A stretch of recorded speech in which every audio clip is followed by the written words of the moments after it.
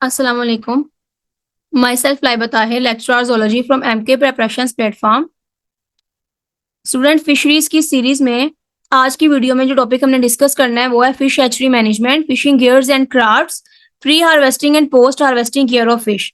इन तीन टॉपिक्स को हमने डिटेल से स्टडी करना है। इस वीडियो को आपने एंड तक देखना है, अपने फेलोज के साथ शेयर करना है।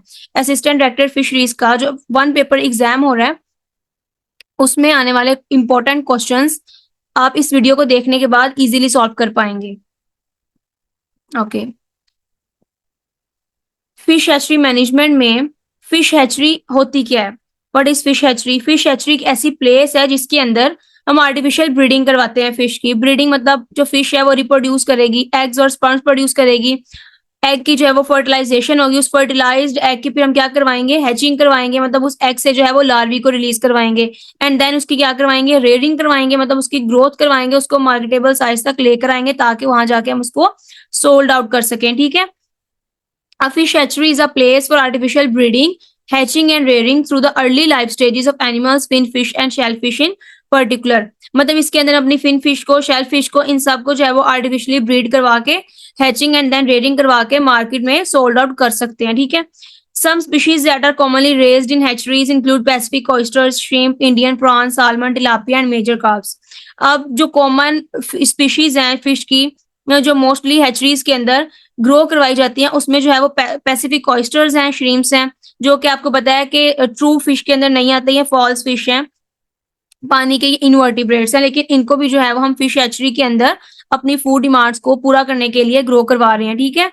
इंडियन प्रॉन्स हैं, बाकी salmon, tilapia and major carps को, ये जो हमारी ट्रू फिश है, इनको भी फिश हैचरी के अंदर हम ग्रो करवाते हैं। Culture of in fish larvae has been utilized extensively in the United States in stock enhancement efforts to replenish natural populations. The US Fish and Wildlife Service have established a national fish hatchery system to support the conservation of native fish species. US Fish and Wildlife Service ने national fish hatchery system को establish किया है native fish species को support करने के लिए, उसको conserve करने के लिए। अब हैचरीज का पर्पस क्या है? Hatcheries produce larval and juvenile fish and shellfish for transfer to aquaculture facilities where they are on grown to reach harvest size। मतलब हैचरीज के अंदर जो है हम फिश को और शेलफिश के लार्वल स्टेजेस को जो है वो ग्रो करवाते हैं, मतलब हैचिंग से रिलीज करवा लेंगे, हैचलिंग और then fry to fingerling stage तक उसको ग्रो करवा लेंगे। ग्रो करवाने के बाद फिर हम उसको एक्वा कल्चरिंग के लिए भेज देंगे, और एक्वा कल्चरिंग में क्या होगा, उसको हार्वेस्ट साइज तक जो है वो ग्रो करवाया जाएगा, देन जो है मार्केट में जाके सोल्ड आउट कर दिया जाएगा। Hatchery production provides 3 main benefits to the industry. अब हैचरी की प्रोडक्शन ने कौन कौन से फायदे दिए हैं इंडस्ट्री को? सबसे पहला फायदा क्या, आउट ऑफ सीजन प्रोडक्शन। हम जो है ऐसी फिश को भी ग्रो करवा सकते हैं जो सीजन की नहीं है। फॉर एग्जाम्पल कुछ फिश जो है वो ब्रीडिंग करती हैं अपने सीजन में, मानसून में करेंगी, यहाँ पर उनका स्पेसिफिक जो है वो टाइम पीरियड होता है, लेकिन आर्टिफिशियल ब्रीडिंग से हम खुद से जो है उसको हार्मोन्स प्रोवाइड कर रहे हैं और आर्टिफिशियल मीडियम प्रोवाइड करके जो है हम उसकी ब्रीडिंग करवा रहे हैं, तो इस वजह से हम जो है वो आउट ऑफ सीजन भी उसकी प्रोडक्शन कर सकते हैं। ऐसे सीजन में भी सीड्स प्रोवाइड कर सकते हैं जो उस फिश की ब्रीडिंग का सीजन ही नहीं है। ठीक है, पहला फायदा। दूसरा, जेनेटिक इंप्रूवमेंट। हम जेनेटिकली भी फिश को जो है वो इम्प्रूव कर रहे हैं। वो किस तरह? ऐसी फिश को हम चूज करेंगे जो अब जिसके अंदर जो है वो डिजीज रेजिस्टेंस होगी, जिसकी ग्रोथ रेट अच्छी होगी, इस तरह की फिश को जो है हम चूज करके उसकी ब्रीडिंग करवाएंगे, तो जेनेटिकली भी हम उसको क्या कर रहे हैं, इंप्रूव कर रहे हैं और अच्छे सीड्स जो है मार्केट में लेकर आ रहे हैं। Then reduce dependence on wild card juveniles.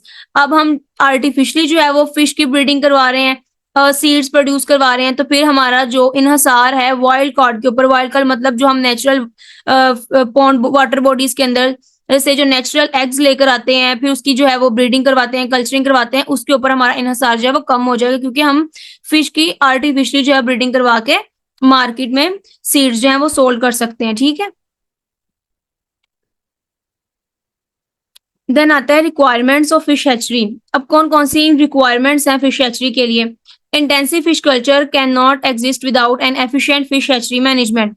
Intensive fish culture आपको पता है कि ऐसा कल्चर है जिसके अंदर जो पॉन्ड का एरिया है, जो वाटर बॉडी है, वो कम होती है, लेकिन उसके अंदर चेक एंड बैलेंस बहुत अच्छा होता है। उसके अंदर आर्टिफिशियल फर्टिलाइजर्स को यूज किया जाता है, उसके ऊपर जो है वो लेबर अच्छी रखी जाती है ताकि उस पॉन्ड को जो है वो चेक एंड बैलेंस में रखे और एट द एंड हमें जो प्रॉफिट है वो बहुत अच्छा मिले। लेकिन अगर हम हैचरी मैनेजमेंट को ठीक से नहीं करेंगे तो फिर हमें इंटेंसिव फिश कल्चर का जो प्रोडक्ट जिस तरीके से हमने सोचा वो नहीं मिलेगा, ठीक है। It involves a long range of breeding activities ranging from the collection, selection, and manipulation of breeders for spawning or stripping of eggs up to the nursery hatchlings to a minimum of 1 month old। वो ये कह रही हैं इसके अंदर जो है वो डिफरेंट फेजेस शामिल हैं जिसमें ब्रीडिंग से लेकर ब्रीडिंग में भी उसकी कलेक्शन से, फिश की सिलेक्शन से, देन मैनिपुलेशन से, आर्टिफिशियल ब्रीडिंग के जरिए एग को हैच करने तक का सारा प्रोसेस इसके अंदर शामिल है। इन सारी चीजों को हमने अपने विजन में रखना है, उसको स्टेबल रखना है, देन ही जो है हम अपना प्रोडक्ट ले सकते हैं, ठीक है। Proper site selection plays an important role in many successful fish hatchery.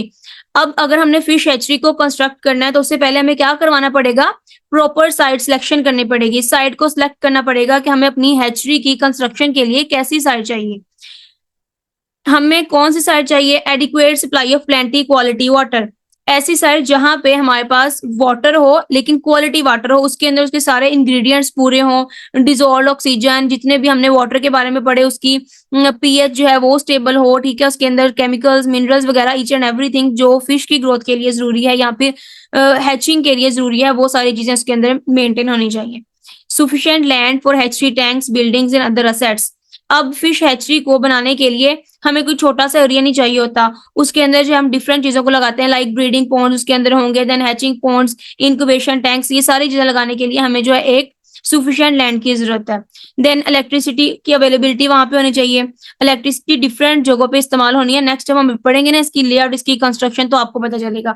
Then transportation facilities and man power, transportation facilities भी हमारे पास होनी चाहिए ताकि हम अपने फिश सीड्स को इजीली ट्रांसपोर्ट कर सके, एंड मैन पावर, हमें लेबर वहां पे अच्छी मिल सके, ठीक है। एडिशनल फैक्टर्स, इन सारे फैक्टर्स के अलावा कुछ और भी फैक्टर्स है जिनको हमने नजर में रखना है अपनी फिश हैचरी की मैनेजमेंट में। इन फैक्टर्स में सबसे पहले कौन सा आता है, वाटर सप्लाई। कि वाटर सप्लाई मतलब वाटर को देने के लिए हमारे पास कौन कौन से रिसोर्सेज, हम अपनी जो हैचरी है वो किधर कंस्ट्रक्ट कर रहे हैं। A reliable source of water is essential for hatchery. Water must be free from pollution to ensure healthy development. Water जो है उसके अंदर बिल्कुल भी पोल्यूशन नहीं होनी चाहिए अगर हम हेल्दी डेवलपमेंट जा रहे हैं तो। Dissolve oxygen level should be at least 5 ppm। जो उसके अंदर डिजोल्व ऑक्सीजन लेवल है वो तकरीबन जो है 5 पार्ट्स पर मिलियन तक होना चाहिए, उससे कम नहीं होना चाहिए। Water can be supplied through, अब वाटर को हम कैसे सप्लाई करेंगे अपनी फिश हैचरी। फॉर एग्जाम्पल हमने यहाँ पे अपनी फिश हैचरी की कंस्ट्रक्शन किया है तो वहां पे हमने पानी को लेकर आना है, तो वो किस तरह हम उसको सप्लाई करेंगे, तो फीडर चैनल के थ्रू भी कर सकते हैं। A channel that conducts water to larger canal, ऐसा चैनल जो किसी बड़ी कैनाल से पानी को आपकी फिश हैचरी तक लेकर आता है, ठीक है। नेक्स्ट जो है वो पाइप या फिर ग्रेविटी को भी हम यूज कर सकते हैं, जिसमें क्या होता है, prefer due to the cost effectiveness when the water source is at a sufficient height. इसका क्या मतलब है, फॉर एग्जांपल हमने जो है वो किसी आबशार से या किसी अपर वाटर बॉडी से पानी लेना, तो वो ग्रेविटी की मदद से जो है आपकी हैचरी के अंदर आ जाएगा। लाइक जो वाटर सोर्स है वो अबव लेवल पे है और आपने अपनी पॉन्ड की कंस्ट्रक्शन थोड़ी लो लेवल पे की हुई है और ग्रेविटी की मदद से जो है वो पानी आपकी वाटर बॉडी के अंदर आ रहा है, ठीक है।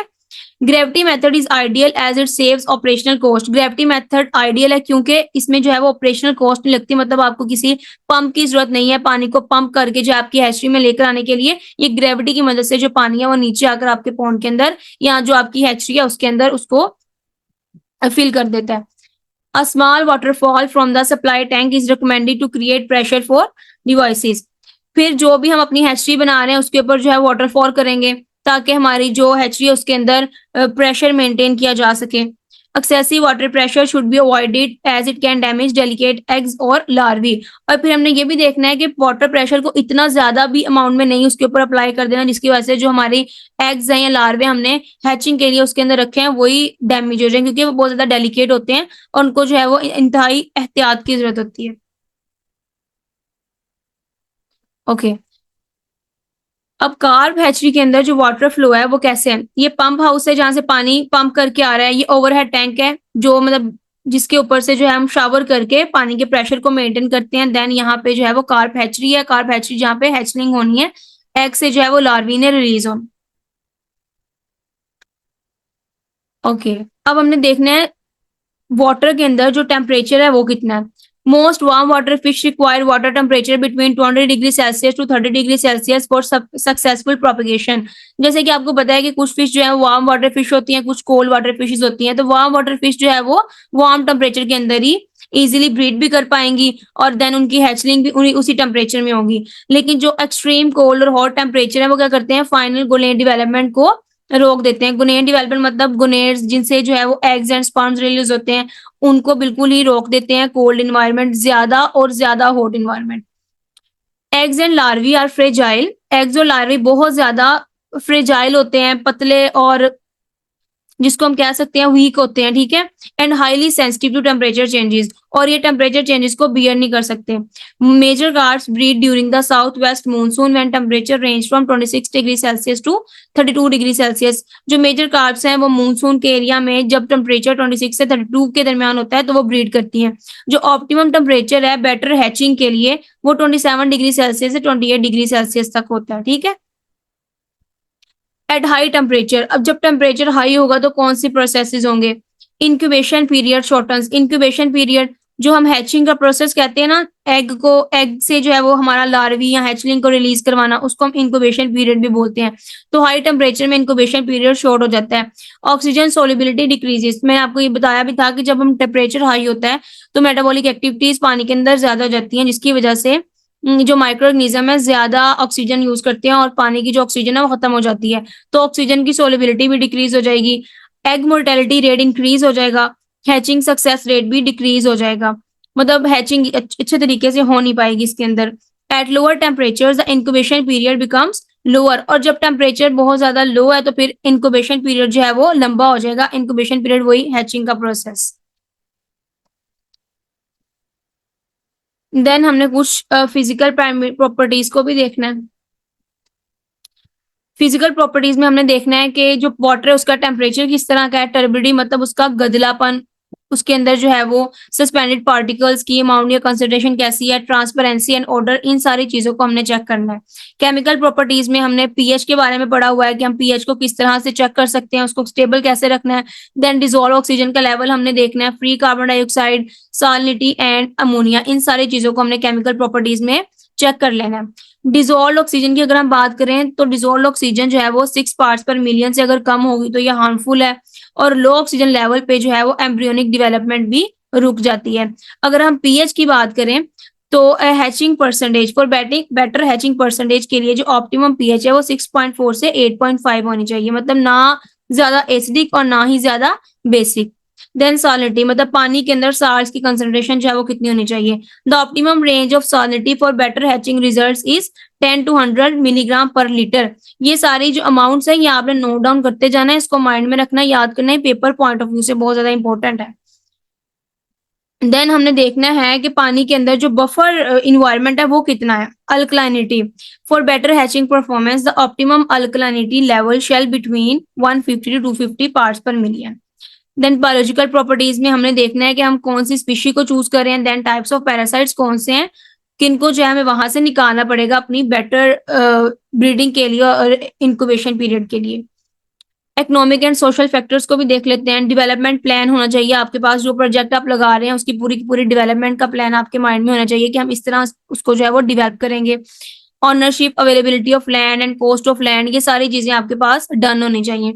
अवेलेबिलिटी ऑफ इक्विपमेंट्स आपके पास पूरे हों। कंस्ट्रक्शन मटेरियल आपके पास होना चाहिए। सप्लीमेंट्री फीड होनी चाहिए। Then location of markets for the produce and determination of demand.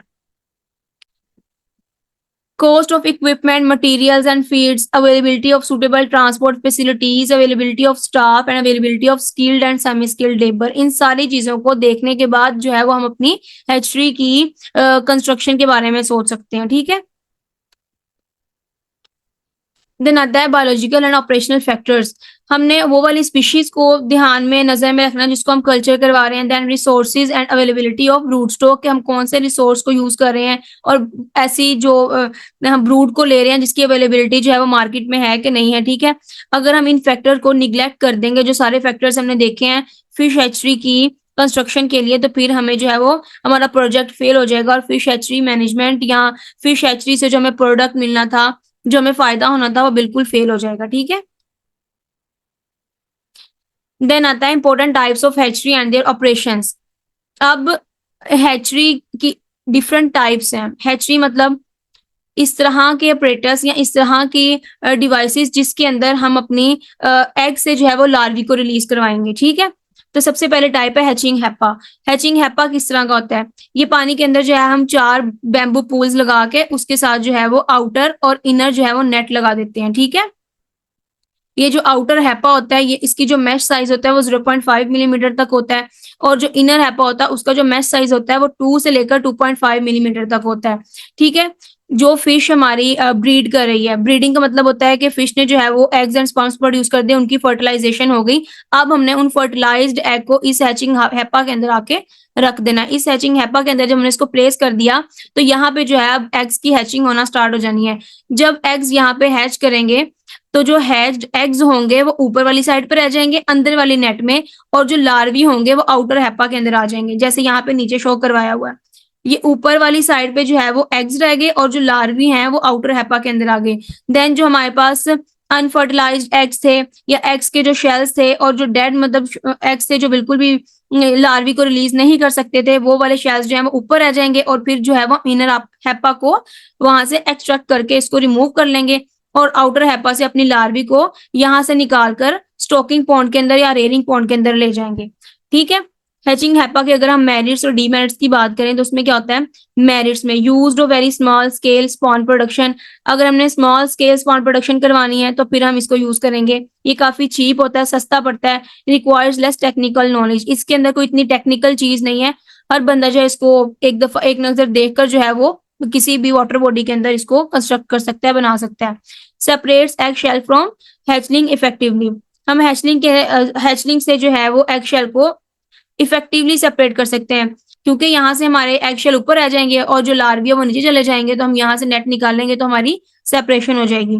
अगर हम इसके डीमेरिट्स देखते हैं तो वाटर क्वालिटी हम इसके अंदर कंट्रोल नहीं कर सकते, और जो प्रेडेटरी फिश है वो किसी भी तरह जो है वो अंदर आ सकती है, उसको डैमेज पहुंचा सकती है, ठीक है। ये हमारी फर्स्ट टाइप थी, ठीक है। नेक्स्ट टाइप में हमने क्या करना है? Glass jar Hatcher. फर्स्ट में हमने ये देखा था कि फर्स्ट के अंदर हमने ये देखा है ना कि यहाँ पे हमने बैम्बू लगा के आउटर हैपा और इनर हैपा नेट्स लगा दी और यहाँ पे अपनी हैचिंग करवा ली। अब दूसरी टाइप के अंदर भी हमने करवानी तो हैचिंग है, लेकिन हमने उसका स्ट्रक्चर जो है वो चेंज कर दिया, ठीक है। ग्लास जार हैचर को जो इंट्रोड्यूस किया था वो डॉक्टर बोमेक ने किया था। तब इसके डिफरेंट कंपोनेंट्स हैं। पहले वाटर सप्लाई सिस्टम, कि इसको भी पानी देने के लिए कौन सी सप्लाई है हमारे पास। Then incubation and hatching jars. Incubation मतलब वहां पे जहाँ पे जो हमारे एग्स हैं उसने स्प्लिट करना है और लार्वी ने रिलीज करना है, हैचलिंग ने रिलीज करना है। Then breeding tanks and spawnery. अच्छा, बेसिकली होता क्या है कि सबसे पहले ब्रीडिंग टैंक्स के अंदर जो है वो हम अपनी फुली मेच्योर फिश को, जिसको हमने आर्टिफिशियली ब्रीड करवाना है, यहाँ पे इंजेक्शन वगैरह लगा दिया हमने उसको, और आर्टिफिशियल ब्रीडिंग भी हमने इसके अंदर देखनी है। नेक्स्ट, इंजेक्शन लगाने के बाद हम इसको ब्रीडिंग टैंक्स के अंदर छोड़ देते हैं। वहां पे जो फिश है वो ब्रीड करती है। ब्रीड का मतलब ये होता है वो एग्स प्रोड्यूस करेगी, स्पर्म्स आएंगे, उनकी फर्टिलाइजेशन होगी ब्रीडिंग टैंक में। अब फर्टिलाइज्ड एग्स प्रोड्यूस हो चुके हैं। अब ब्रीडिंग टैंक से जो फर्टिलाइज्ड एग्स हम क्या करेंगे? इंक्यूबेशन या फिर हैचिंग जार्स के अंदर डाल देंगे। ये हमारे पास ग्लास जार है, जो ऊपर से जो है वो खुला है, नीचे से नैरो है, और ये सारे के सारे क्या है? फिश के एग्स हैं। यहाँ पे इनकी होगी हैचिंग। हैचिंग होने के बाद ये जो है वो किसके अंदर चले जाएंगे? स्पानरी के अंदर चले जाएंगे, जो कि स्पान्स होंगे, और वहां पे जाके इनकी जो है फर्दर रेयरिंग होगी, ठीक है। तो इस सीक्वेंस से हम लोगों ने इस टॉपिक को स्टडी करना है। सबसे पहले है ग्लासडर हैचरी की कंस्ट्रक्शन में। सबसे पहले ऊपर जो है वो हमने ओवरहेड टैंक रखा जिसके अंदर पानी है, उसको हमने ब्रिक के ऊपर जो है वो इंस्टॉल किया हुआ है। ये ब्रिक है, ब्रिक के साथ हम लोगों ने पिलर बनाया, उसके ऊपर हमने ओवरहेड टैंक रख दिया, ठीक है। ओवरहेड टैंक से हमने जो है वो इसको वाटर सप्लाई दी हुई है। ये हमारे पास जो है वो ब्रीडिंग टैंक भी है, और इसको हम जो है वो स्पानरी भी बोल सकते हैं। मतलब स्पानरी वो थी जो हमने हैचलिंग को इसके अंदर इंट्रोड्यूस करवाया था, लेकिन स्पैनरी को जो है वो हम ब्रीडिंग टैंक के लिए भी यूज कर सकते हैं। और ब्रीडिंग टैंक आपको पता है वो होता है जिसके अंदर फिश ने ब्रीड करना है। और ऊपर जो शावर है, इसका क्या मतलब है? अब फिश ने ब्रीड करना है, और फिश जो है वो मानसून के अंदर जो है वो ज्यादातर कार्प फिश जो है वो ब्रीड करती है, तो हमने उसको इस तरह का इन्वायरमेंट देना ताकि उसे ये लगे कि मैं रिवर के अंदर मूव कर रही हूँ, ठीक है। तो ऊपर से हमने जो है वो ओवरहेड टैंक से यहाँ पे शावर लगाया है, रिवराइन उसको एनवायरनमेंट दिया ताकि वो इजीली इसके अंदर ब्रीड कर सकें। जब वो यहाँ से ब्रीड करेगी तो जितने भी हमारे पास एग्स होंगे उसको हमने जो है वो ग्लास जार के अंदर रख देना है। ग्लास जार के अंदर रखने के बाद यहाँ से हैचिंग होगी। हैचिंग के बाद जो भी एग्स जो हैं, एग्स से जो लार्वे रिलीज होंगे उसको दोबारा फिर हम क्या करेंगे, स्पानरी हैपा के अंदर रिलीज कर देंगे और स्पानरी हैपा के अंदर उसकी फर्दर जो है वो रेयरिंग होगी। वो फ्राई से फिंगरलिंग साइज तक ग्रो करेगा। देन फिंगरलिंग साइज से जब वो बड़ा होने लगेगा तो फिर हम उसको रेयरिंग पॉन्ड के अंदर शिफ्ट कर देंगे। तो इस तरह जो है वो ग्लास जार हैचरी की कंस्ट्रक्शन होती है। अच्छा जी। वाटर सप्लाई हमने देख ली कि हमने ओवरहेड टैंक उसके ऊपर प्लेस किया है। हम किसी भी पंप की मदद से वहां पानी सारा स्टोर कर देंगे और स्टोर करने के बाद वहां से अप्लाई करेंगे। देन हमने पढ़ना है ब्रीडिंग टैंक के बारे में। A hatchery being a self contained unit typically includes a breeding tank with the overhead showers for spawning fish. हम पीछे देख कर आए हैं कि ब्रीडिंग टैंक के ऊपर जो है वो शॉवर्स लगे होते हैं फिश की स्पॉनिंग उसकी ब्रीडिंग करवाने के लिए। Each breeding tank has an outlet for draining excess water. Her breeding tank के पास क्या लगा होता है, एक आउटलेट होता है जिसकी वजह से जो एक्सेस वाटर है उसको हम बाहर रिमूव कर सकते हैं। स्टैंडर्ड ब्रीडिंग टैंक डायमेंशंस, ये वाली डायमेंशंस आपने याद कर लेनी है। 1.8 मीटर क्रॉस 0.9 क्रॉस 0.9 ये उसकी डायमेंशन है उसको कंस्ट्रक्ट करने की, ठीक है। Usually a farm has 2 to 3 breeding tanks. अगर हमने एक फार्म की कंस्ट्रक्शन करनी है तो उसके अंदर 2 से 3 ब्रीडिंग टैंक्स होंगे, accommodating 2 to 4 breeding hapas at a time. The number of breeding tanks depends on the spawn production rate या टारगेट। अब फार्म के अंदर ब्रीडिंग टैंक्स जो है उस वो डिपेंड करते हैं कि किस जो हमारी स्पान की प्रोडक्शन है वो कितनी हो रही है, उसके हिसाब से हम अपने ब्रीडिंग टैंक्स को क्या करते हैं, कंस्ट्रक्ट करते हैं। If breeding tanks are not available, अगर ब्रीडिंग टैंक्स जो है वो अवेलेबल नहीं है तो breeding is done in hapas fixed in ponds. तो फिर हम ब्रीडिंग जो है वो हैपा के अंदर भी करवा सकते हैं, मतलब हम पॉन्ड के अंदर जो है वही बनाकर बैम्बू के साथ नेट लगाकर उसके अंदर अपनी फिश की जो है वो ब्रीडिंग करवा सकते हैं, या फिर वहां पे कंक्रीट का वो कंस्ट्रक्शन करके टैंक बना के उसके अंदर अपनी फिश की ब्रीडिंग करवा सकते हैं। Then fertilize eggs are transfer to glass jars for incubation and hatching. फिर जो फर्टिलाइज एग्स है उनको ट्रांसफर कर देते हैं हम किसके अंदर, ग्लास जार्स के अंदर हैचिंग के लिए, इंक्यूबेशन के लिए। और कुछ केसेस में जैसे मैंने बोला कि आप स्पानरी को भी ब्रीडिंग टैंक के तौर पे इस्तेमाल कर सकते हैं, ठीक है। देन आता है हमारे पास incubation and hatching jars. There are different types of incubation and hatching jars ranging from glass jars, synthetic jars, jug jars with temperature control water supplies. अब hatching jars की भी different types है, हम पढ़ेंगे। glass jars जो glass शीशे के बने होंगे, synthetic jars अब जिनको हम खुद जो है वो prepare कर सकते हैं, प्लास्टिक के साथ बना सकते हैं, ठीक है। jug jars उनकी जो फॉर्मेशन है वो थोड़ी सी डिफरेंट होगी। अब डायग्रामेटिकली हम इनको देखते हैं कि किस तरह कौन कौन से फेस पे इन पे डिफरेंस आ रहे हैं। सबसे पहले अगर हम ग्लास जार की बात करें तो ये देखिए ये सारे के सारे जो है उन्होंने ग्लास जार लगाए हुए हैं। उसके अंदर जो ये वाला मटेरियल ये एग्स है, एग्स से जो लार्वी रिलीज होने हैं, ये वाले एग्स हैं, एग से जो लार्वे रिलीज होने हैं वो ये स्पानरी के अंदर आते जाने हैं, ठीक है। और यहाँ पे इस पाइप के जरिए जो है वो पानी बाहर से ऐड हुई जा रहा है, यहाँ से जो पानी है वो बाहर निकली जा रहा है और हैचिंग हो रही है इसके अंदर। Conical open top jars tapering at the bottom, ये कोनिकल होते हैं, ऊपर से जो है वो खुले होते हैं और बॉटम से क्या होते हैं, टेपर होते हैं, तंग होते हैं। Set vertically in a wooden table, wooden table के ऊपर जो है वो वर्टिकली इनको सेट किया होता है। Arranged in 2 rows with 2.9 centimetre gaps held by clumps. अब हमने 2 रोज के अंदर इनको अरेंज करना है। फॉर एग्जाम्पल एक रो हमारी ये है, दूसरी रो जो है हमारी ये, और उसके अंदर जो हमने याद रखना है, ध्यान रखना है कि 22.9 सेंटीमीटर का गैप होना चाहिए। Each jar holds 6.35 litre and up to 50,000 carp eggs. अब हर जार के अंदर जो है वो 6.35 लीटर तक हम वाटर जो है वो कैरी कर सकते हैं और उसके अंदर जो कार्प के एग्स हैं वो 50,000 एग्स हो सकते हैं, ठीक है। Overflowing water drains into galvanised conduit leading to the spawnery. जितना भी एक्सेस अमाउंट में वाटर है वो स्पानरी के अंदर जाता जाएगा और इस स्पानरी के अंदर जो लार्वी होंगी वो भी हम यहाँ से जो है वो कलेक्ट कर लेंगे, ठीक है। देन आता है हमारे पास जग जार। जग जार्स भी हैचिंग के लिए यूज होते हैं लेकिन इसकी कंस्ट्रक्शन थोड़ी सी डिफरेंट है। ये हमारे पास इन्वर्टेड बॉटल्स की तरह होते हैं, ये ऊपर से खुले होते हैं और नीचे से जो है वो टेपर हो जाते हैं। इसके अंदर अगर हम पानी अप्लाई करेंगे तो हम पानी जो है वो इसको नीचे से पानी प्रोवाइड करते हैं और ऊपर से जो है इसका आउटलेट होता है, यहाँ से पानी बाहर निकलता है। पानी की अवेलेबिलिटी की मेन वजह ये होती है कि हमने अपने एग्स को क्या करना होता है, कंटिन्यूअस स्टीयरिंग मोशन में रखना है, तो ताकि वो मूव करते रहे और इजीली जो है वो हैच हो सके, ठीक है। तो बस इसकी कंस्ट्रक्शन में जो है वो डिफरेंस है। देन आता है हमारे पास मैकडोनल्ड और चेज जार्स। मैकडोनल्ड और चेज जार्स ये भी हमारे पास जार होते हैं, इसके अंदर भी एग्स जो है वो हैच होते हैं। इसमें क्या होता है, ऊपर वाली साइड पे यहाँ पे उन्होंने लगाई छलनी नुमा स्ट्रक्चर लगाया होता है, लाइक स्टेनर लगाया होता है, जिसके अंदर से जो है वो हमारे लार्वी इसके बाहर नहीं आते। जैसे हमने ग्लास जार के अंदर पढ़ा था कि जो एग्स हैं वो यहाँ पे हैच हो रहे हैं और जो लार्वी हैं वो इजीली पानी से बाहर आ रहे हैं। लेकिन मैकडोनल्ड के अंदर ऊपर उन्होंने स्टेनर लगा दिया है, छलनी लगा दी है। अब जो लार्वी है वो यहाँ से बाहर नहीं आएंगे, हम उसके अंदर से जो है वो लार्वी को कलेक्ट करेंगे, ठीक है। और ये प्लास्टिक के जार्स होते हैं। देन हमारे पास आते हैं plastic jars. These jars are made of low density polythene. The upper part has a diameter of 440 millimetre. Upper part जो है उसका डायमीटर 440 मिलीमीटर होगा एंड 625 मिलीमीटर हाइट, और इसकी हाइट जो है वो 625 मिलीमीटर होगी with the capacity of 40 litres, और इसकी जो कैपेसिटी है 40 लीटर्स तक होगी। Each jar has independent control valve. इसके पास जो है यहाँ पे वाल्व लगा होता है, इसके साथ हम पानी का जो फ्लो है उसको मेंटेन कर सकते हैं। For effective use an inner egg container is use for separating the egg shell after hatching. Hatching के बाद जो है हम इसको जो इनर एग कंटेनर को एग शेल और हैचिंग के बाद हम इसको यूज कर सकते हैं एग शेल को सेपरेट करने के लिए, हैचलिंग से एग शेल को सेपरेट करने के लिए।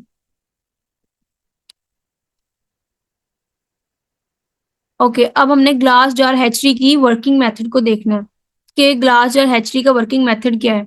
सबसे पहले वाटर को जो है वो पॉन्ड से, रिवर से या ग्राउंड से ओवर टैंक हेड के अंदर क्या किया जाता है, पंप किया जाता है। फिर उसको फ्लो करवाया जाता है जार या फिर स्पॉन्ड्री के अंदर, जिस तरह हमने फिगर में भी देखा था कि पानी को फिर हमने जार्स के अंदर और स्पॉन्ड्री के अंदर फ्लो करवाया। 50,000 water harden eggs are gently release into each jar. हम एक जार के अंदर जो है वो 50,000 वाटर हार्डन एग्स जो है वो रिलीज कर सकते हैं। वाटर हार्डन एग का मतलब ये होता है ऐसे एग जिन्होंने वाटर एब्सॉर्ब करके थोड़े से हार्ड हुए थे, तो उनका वेट भी थोड़ा ज्यादा हो जाता है।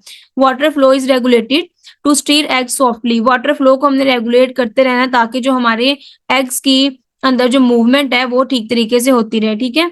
वाटर इंटर्स जार फ्रॉम बॉटम और टॉप विया pipe opening at the bottom. अब जो वाटर है जार्स के अंदर एंटर होगा या तो बॉटम से हो जाएगा या टॉप से हो जाएगा, ठीक है।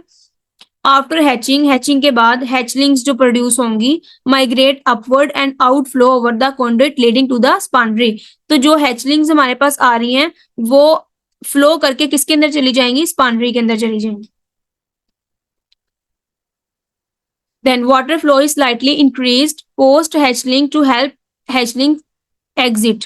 फिर हम वाटर फ्लो को जो है वो इंक्रीज करेंगे ताकि जो हमारी पोस्ट हैचलिंग है, मतलब जो हैचिंग होके लार्वी रिलीज हो रहे हैं उसको हम हैचलिंग बोलते हैं, तो वो इजीली वहां से स्केप आउट कर सकें। डेड एग्स, शेल्स और abnormal hatchlings remain in jar. जितने भी डेड एग्स होंगे, शेल्स होंगे या फिर एबनॉर्मल हैचलिंग होंगी वो सारी की सारी जार के अंदर रह जाएंगी और फिर बाद में हम उसको क्या करेंगे, रिमूव कर देंगे, क्योंकि जो हमारी यंग वंस थी जो हैचलिंग रिलीज हो गई थी वो तो सारी की सारी पानी के साथ जो है वो स्पॉन्ड्री के अंदर आती जाएंगी। In the spawnery water is spread for 3 days। अब स्पॉन्ड्री के अंदर भी हमने ऊपर क्या लगाया हुआ था, शॉवर लगाया हुआ था जिसके जरिए पानी को स्प्रे किया जा रहा था उसके अंदर। उसको हम 3 दिन तक क्या करेंगे, स्प्रे करेंगे until fry are ready for stocking. तब तक जब तक हमारा जो फ्राई है वो स्टोकिंग के लिए रेडी ना हो जाए। अच्छा जो हैचलिंग होती है ना, ये तो हम डेवलपमेंटल स्टेजेस में भी देखेंगे, लेकिन यहाँ पे मैं आपको बता दूं जो हमारी हैचलिंग होती है उसके साथ जो यॉक सैक है वो अटैच होता है, मतलब जो एग है उसके अंदर से रिलीज होने वाले लार्वे को हम क्या बोलते हैं, हैचलिंग। उसके साथ यॉक सैक अटैच होता है और जब वो बाहर निकलता है तकरीबन 1 से 2 दिन तक जो है वो फीड नहीं करता, वो यॉक सैक के ऊपर डिपेंड करता है। जब वो अच्छे तरीके से उसको एब्जॉर्ब कर लेगा देन जो है वो फीडिंग मैकेनिज्म स्टार्ट करेगा, और जब वो फीडिंग वाला मैकेनिज्म स्टार्ट करेगा तो फिर हम उसको स्टॉकिंग के लिए ट्रांसमिट कर देंगे दूसरे पॉन्ड के अंदर, ठीक है। देन आता है ग्लास जार हैचरी के मेरिट्स क्या हैं और फिर हम डीमेरिट्स देखेंगे। It can be operated in a compact area. हम कॉम्पैक्ट एरिया के अंदर भी इसको ऑपरेट कर सकते हैं। As a incubation jars are transparent. Incubation jars क्या है, ट्रांसपेरेंट है, हमें बाहर से नजर आ रहे हैं eggs. The developing embryos can be seen with the naked eyes. जो एम्ब्रियोज डिवेल्प हो रहे हैं हम उसको अपनी नेकेड आई से भी देख सकते हैं, और appropriate rectification can be made, और जो भी उसके अंदर खराबियां हो रही हैं उनको दूर भी कर सकते हैं, ठीक है, ताकि हमें नजर आ रहा है बाहर से कि इस जार के अंदर क्या हो रहा है, ठीक है। Demerits in case of incubation jars made of glass is liable to damage and can not be shifted to different places. जो ग्लास है वो हमारा डैमेज हो सकता है, हम उसको शिफ्ट भी नहीं कर सकते। Temperature control system is not provided, temperature control system provide नहीं कर सकते। एडिशनल एयर सर्कुलेशन प्रोवाइड नहीं कर सकते। और जो हैचिंग सक्सेस है वो चाइनीज हैचरी से कम होती है ग्लास और हैचरी के अंदर। जो हमारा नेक्स्ट टॉपिक है वो चाइनीज हैचरी है, ठीक है। Damages of eggs from the glass jars during transfer में भी टेक प्लेस। ट्रांसफर के दौरान जो है वो हमारे एग डैमेज भी हो सकते हैं इसके अंदर, ये इसके डीमेरिट्स में आ रहा है। ओके जो हमारा नेक्स्ट टॉपिक है वो है चाइनीज हैचरी, इको हैचरी। इसको चाइनीज हैचरी इसलिए बोलते हैं क्योंकि इसको इसकी सारी की सारी जो फॉर्मेशन है, कंस्ट्रक्शन है, उसको चाइना से जो है इधर लेकर आया गया था। Chinese investigators have developed circular hatching tanks. अब जितने भी इसके अंदर टैंक्स यूज होंगे वो सर्कुलर होंगे, ठीक है। In which water is in continuous state of flow in circular direction, this is properly known as Chinese hatchery system. Okay यहाँ पे अब जो भी हम लोग जो है वो यूज करेंगे वो राउंड शेप में होंगे, इस तरह सर्कुलर शेप में प्रेजेंट होंगे। ब्रीडिंग टैंक्स, इंक्यूबेशन टैंक्स, उसके बाद स्पॉनरिंग पूल, ये सारी चीजें जो है वो हमारी राउंड शेप में होंगी। उसके अंदर जो पानी है वो सर्कुलर डायरेक्शन में मूव करता रहेगा, तो इसको हम क्या बोलते हैं, चाइनीज हैचरी सिस्टम। इसके कंपोनेंट्स की बात कर लेते हैं। इसमें हमारे पास ओवरहेड टैंक है जो पीछे भी पढ़कर आए हैं, जिसका काम क्या होता है, पानी की अवेलेबिलिटी। ओवरहेड टैंक जो है वो पानी प्रोवाइड करता है। Then spawning pool, spawning pool जिसके अंदर जो फिश है उसने रिप्रोडक्शन करनी है, रिप्रोड्यूस करना है। Then incubation tanks, incubation tanks जहां पे आके अब हैचिंग स्टार्ट होनी है, एग से जो है वो लार्वी रिलीज होने हैं। देन स्पान कलेक्शन टैंक, फिर बाद में इंक्यूबेशन टैंक से स्पान कलेक्शन टैंक आएगा नेक्स्ट, जहां पे हम अपने जो है वो हैचलिंग को कलेक्ट करके लेकर जाएंगे, ठीक है। ओवरहेड टैंक की बात करें तो इसकी जो कैपेसिटी है वो हमारे पास 10,000 से लेकर 15,000 लीटर तक होती है। It must be kept at a height, और इसको जो है हमेशा हमने हाइट पे ही जो कंस्ट्रक्ट करवाना होता है। अगर यहाँ पे हम जनरल सा ओवरव्यू ले लें इको हैचरी का, तो यहाँ पे हमारे पास है ओवरहेड टैंक, यहाँ से पानी आना है। पानी किधर आएगा, ब्रीडिंग टैंक के अंदर। यहाँ पे जो फिश है वो ब्रीड करेगी। ब्रीड कैसे करेगी, हम मेल और फीमेल फिश को इसके अंदर रख देंगे, वो एग्स एंड स्पर्म्स रिलीज करेगी, ब्रीडिंग हो जाएगी, एग्स प्रोड्यूस हो जाएंगे। यहाँ से हम अपने एग को कलेक्ट करेंगे। इन एग्स को कलेक्ट करने के बाद किधर ले आएंगे, हैचरी के अंदर ले आएंगे, मतलब इंक्यूबेशन पूल्स के अंदर, हैचिंग पूल्स के अंदर ले आएंगे। ये दोनों हैचिंग पूल्स है। यहाँ पे क्या होंगी, फिश की जो एग्स है उनकी हैचिंग हो जाएगी। जब फिश की जो है वो हैचिंग होगी तो फिर नेक्स्ट क्या करेंगे हम, ये स्पॉन कलेक्शन टैंक है, यहाँ पे जितने भी हमारे लार्वी प्रोड्यूस हो गए हैं, स्पॉन प्रोड्यूस हो गए, उनको कलेक्ट करेंगे। कलेक्ट करने के बाद हम मार्केटेबल साइज में, साइज तक ग्रो करने के लिए उसको रेयरिंग पॉन्ड में छोड़ देंगे। तो इस पैटर्न के ऊपर हमने जो है वो इस वीडियो में चलना है, ठीक है। अच्छा जी, फर्स्ट हमने पढ़ लिया। नेक्स्ट दूसरा पॉइंट हमारा क्या है, स्पानिंग पूल। स्पानिंग पूल का जो डायमीटर है वो 5 से 8 मीटर तक होता है, ठीक है। Bottom is slope towards the centre where the outlet is located.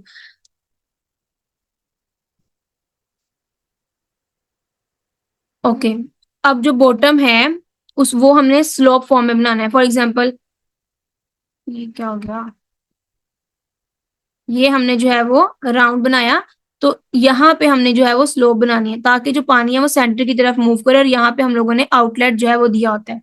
The outlet leads to egg collection chamber if any or goes to the incubation tank directly. यहाँ पे जो है वो फिश अपनी एग्स प्रोड्यूस करती रहेगी, फर्टिलाइज होते रहेंगे एग्स, और ये वाले जो एग्स हैं वो इस आउटलेट के जरिए डायरेक्ट जो है वो इंक्यूबेशन टैंक में चले जाएंगे, ठीक है।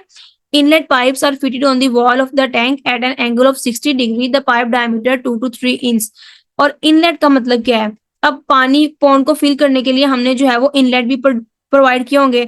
तो जो हमारी स्पॉनिंग पूल की या ब्रीडिंग पूल की जो वॉल है उसके साथ हमने जो है वो इनलेट पाइप्स अटैच किए हुए हैं। जब हम और पीछे से उसको सप्लाई दी हुई है, जब उस सप्लाई को हम खोलते हैं तो पानी जो इस वे में वहां से रिलीज होता है, उसका सारी की सारी डायरेक्शन जो है वो एक ही सर्कल में जाएगी। तो पानी जो है वो सर्कुलर वे में मूव करना शुरू कर देगा। जब वो सर्कुलर वे में मूव करेगा तो फिश को लगेगा कि वो एक रिवराइन कंडीशन में आ गई है, तो वहां पे वो अच्छे से जो है वो ब्रीड कर पाएगी, ठीक है।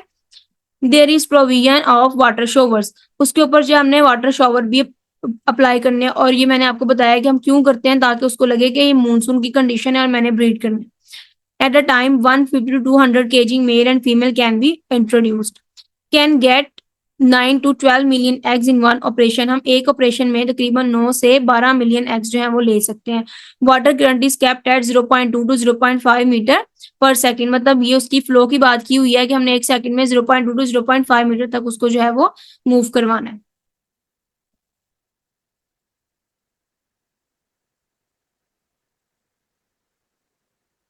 ओके, नेक्स्ट हमने पढ़ना है इंक्यूबेशन टैंक. इंक्यूबेशन टैंक जिसके अंदर अब हैचिंग होनी है, लार्वी रिलीज होने हैं. It comprises of to tanks.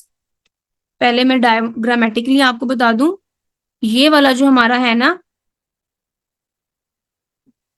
ये हमारे पास है इंक्यूबेशन टैंक. इंक्यूबेशन टैंक में ये जो अंदर वाला है और बाहर वाला, यहाँ पे दो सर्कुलर वे में उन्होंने पॉन्ड बनाए हुए हैं. ठीक है, जो अंदर वाला हमारा सर्कुलर वे में पॉन्ड है उसके अंदर हमने नायलॉन नेटिंग की हुई है, और बाहर जो है यहाँ पे फिश जो है मूव करती रहेगी.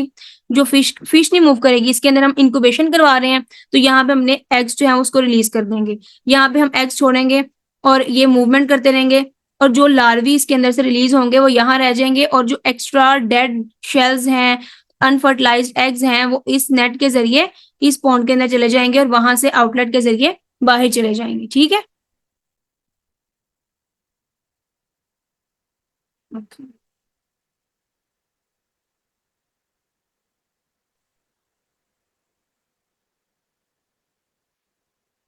इंक्यूबेशन टैंक में हमने क्या देखा, इसके अंदर टू टैंक्स बने हुए हैं. जो आउटर टैंक है वो 3 से 6 मीटर डायमीटर तक है. ठीक है, उसका डायमीटर. और इनर टैंक जो है उसका डायमीटर 0.8 से लेकर 1.5 मीटर तक है. वाटर होल्डिंग कैपेसिटी की अगर बात करें तो 9 टू 12 क्यूबिक मीटर तक है. Circular wall separates the outer wall to inner wall and is fitted with fine mesh. अब जो सर्कुलर वॉल हमने देखी, जो एक बाहर वॉल थी और एक अंदर वॉल थी, और वो कह रहे हैं कि जो अंदर वाली वॉल है वो बाहर वाली वॉल से किस तरह सेपरेट है, उसके अंदर जो है फाइन मैश लगी हुई है. ठीक है, नेट लगी हुई है. Centre of inner pipe has outlet pipe, और उसके सेंटर में जो है वो जो इनर पाइप लगा हुआ है वो क्या है, आउटलेट पाइप है. उसके जरिए जो है पानी बाहर की साइड को मूव करता है. Inlet pipes are located in the bottom, और इनलेट पाइप जो है वो सारे के सारे बॉटम पे अटैच किए हुए हैं. These are duck mouth and fitted at an angle of 45 degree. Duck mouth का मतलब क्या है कि उसको हमने उसकी फॉर्मेशन इस तरह से की हुई है, पाइप इस तरह से निकाले हैं कि वो डक के माउथ लगते हैं पूरे बॉटम के अंदर, और हमने उसकी डिजाइनिंग इस तरह से करनी है कि पानी जब उसके अंदर से रिलीज हो वो एक ही डायरेक्शन में जो है वो फ्लो करे, जिसकी वजह से जो हमारे एग्स है उनकी स्टीयरिंग भी होती रहे. ठीक है. अब ये देखिए इंक्यूबेशन टैंक में ये हमारे पास क्या है, आउटर टैंक है, और ये हमारे पास है इनर टैंक. फिर हमने जो बात की उसके सेंटर में जो है हमारे पास क्या लगी हुई है, आउटलेट, जहां से पानी बाहर निकलता है. और ये हमारे क्या है, डक माउथ है. डक माउथ मतलब जहां से पानी अंदर आना है. ये देखें वॉल लगा हुआ है, वहां से हम अपने पानी को कंट्रोल भी कर सकते हैं. यहाँ से पानी की सप्लाई देते हैं और यहाँ से पानी इस पॉन्ड में आता है. पॉन्ड जो पानी की मूवमेंट है ऐसे सर्कुलर वे में होती रहती है. तो ये हमारे पास क्या है, इंक्यूबेशन टैंक्स हैं. ये यहाँ पे डिफरेंट जो है वो फिश हैचरी मैनेजमेंट में जो चीजें अपरेटस यूज होती हैं वो यहाँ पे दिखाई हुई हैं. स्पीड की अगर हम बात करें तो 0.4 से 0.5 मीटर पर सेकंड तक वाटर की स्पीड रखनी है. Increase to 0.3 to 0.4 and continued. हम इसको इंक्रीज भी कर सकते हैं. From the incubation pool there is a pipe leading to spawn collection tank. अब इंक्यूबेशन पूल से, अब ये देखें यहाँ पे फॉर एग्जाम्पल मैंने बोला कि ये जो है ना, ये मेरा इंक्यूबेशन पूल है जिसकी हमने पीछे बात की थी. यहाँ पे लगा हुआ था उसका आउटलेट. ठीक है, इस आउटलेट को फिर हमने कनेक्ट किया किसके साथ, स्पान कलेक्टिंग टैंक के साथ. यहाँ पे जो हम सीमेंट के साथ एक टैंक बनाएंगे ऐसे. ये हमने पाइप जो है वो इसके अंदर डाल दिया. ठीक है, यहाँ पे जो है हम अपने मैश को लगा देंगे, यहाँ से लेकर पूरे पॉन्ड के अंदर मैश नेट. जितना भी पानी इसके अंदर रिलीज होगा तो वो क्या होगा कि जो भी लार्वी हैं जो हम कलेक्ट करने की कोशिश कर रहे हैं वो इसके अंदर स्टक हो जाएंगे. बाकी जो पानी है वो इस पॉन्ड के अंदर चला जाएगा. और यहाँ पे नेक्स्ट हमने क्या लगाया होता है, आउटलेट लगाया होता है. पानी एक्स्ट्रा यहाँ से बाहर निकलता जाता है, जो हमारी लार्वी है इसके अंदर कैच होते जाएंगे. देन जितने भी पानी के अंदर लार्वी होंगे यहाँ से हम निकाल के उसको रेयरिंग पॉन्ड के अंदर ट्रांसमिट कर देंगे. ठीक है.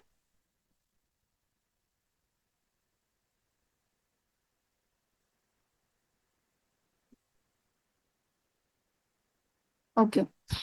Spawn collection tank, it is rectangular tank, जिसका काम क्या होता है स्पान को कलेक्ट करना। स्पान वही जो हमारी हैचलिंग है, प्रोड्यूस हो रही है। अब हमने देखना है जो ब्रीडिंग टेक्निक है उसकी वर्किंग कैसी है। Breeding tank is filled with water, breeding tank को हम पानी के साथ फिल करते हैं with diagonal inlets open to create circular flow. अब डायगोनल इनलेट्स मतलब जो हमने उसके वॉल के साथ इनलेट्स पानी को अंदर भेजने के लिए जो हमने इनलेट्स लगाए हुए हैं उसको हमने इस वे में वहां पे लगाना है कि पानी वहां से अगर रिलीज करें तो वो पानी जो है वो सर्कुलर फ्लो में ही मूव करे, मतलब सबकी जो डायरेक्शन है वो एक साइड को रखनी है इनलेट्स की। स्पानर्स एंड मिल्टर्स, स्पानर्स फीमेल फिश होती है, मिल्टर्स मतलब मेल फिश जो अब अपने स्पर्म्स और एग्स को रिलीज करेंगे।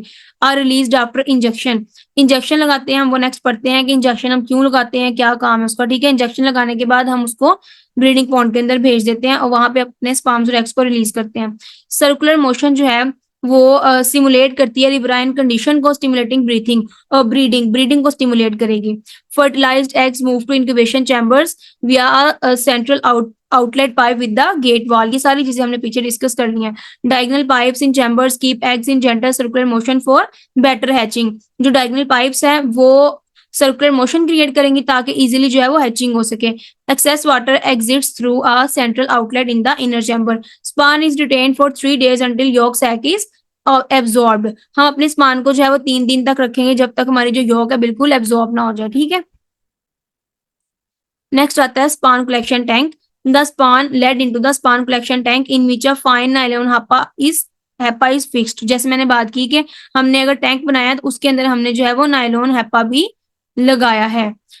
The spawn get collected in the nylon happa, जितने भी स्पान है वो हैप्पा के अंदर, नायलॉन हैप्पा के अंदर कलेक्ट हो जाएंगे। From where it is counted and transfer to the nurseries, वहां हम उसको काउंट कर लेंगे और देन नर्सरीज के अंदर ट्रांसफर कर देंगे जहां पे जाके उनकी रेयरिंग होगी, उनकी ग्रोथ होगी।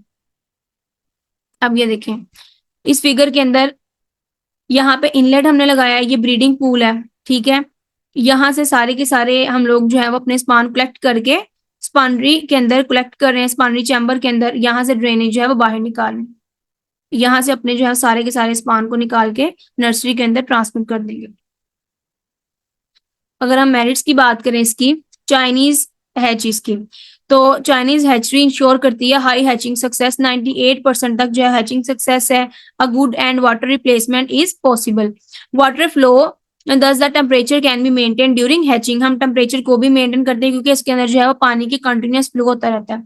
The Chinese hatchery can be directly connected to the breeding pool, Chinese hatchery को जो है हम डायरेक्टली ब्रीडिंग पूल के साथ कनेक्ट करते हैं एक साइड से, and to the nursery pond to the other, और नर्सरी पॉन्ड के साथ दूसरी साइड से, क्योंकि हमने स्पानिंग टैंक से निकाल के अब नर्सरी पॉन्ड के अंदर उनको ट्रांसमिट कर देना होता है। Therefore it ensures less damage of fertilised eggs, इसमें जो फर्टिलाइज्ड एग्स है उनका डैमेज भी कम होता है। And spawn at the time of transfer, और स्पॉन का भी जो डैमेज है वो कम होता है क्योंकि हम साथ उसको ट्रांसफर कर देते हैं। इट मिनिमाइजेस लेबर कॉस्ट, और लेबर कॉस्ट भी इसके ऊपर इतनी ज्यादा नहीं लगती। Much larger quantity of eggs can be accommodated, और हमें जो है वो एग्स की भी लार्जर क्वांटिटी मिल जाती है। अगर हम डीमेरिट्स की बात करें, due to the absence of proper spawnery, total removal of shells, unhatched eggs and dead spawns and larvae are not possible. इसके अंदर जो है वो प्रॉपर स्पानरी मौजूद नहीं है। ठीक है, तो इसकी वजह से जो हमारे शेल्स हैं, अनहैच्ड एग्स हैं, डेड स्पॉन्स हैं या फिर लार्वे हैं, उनको हम सेपरेट नहीं कर सकते, ये मुश्किल हो जाता है, पॉसिबल नहीं है। Initial cost of setup is very high, इसको लगाने के लिए हमें काफी ज्यादा पैसों की जरूरत है, तब भी जो है हम चाइनीज हैचरी को लगा सकते हैं।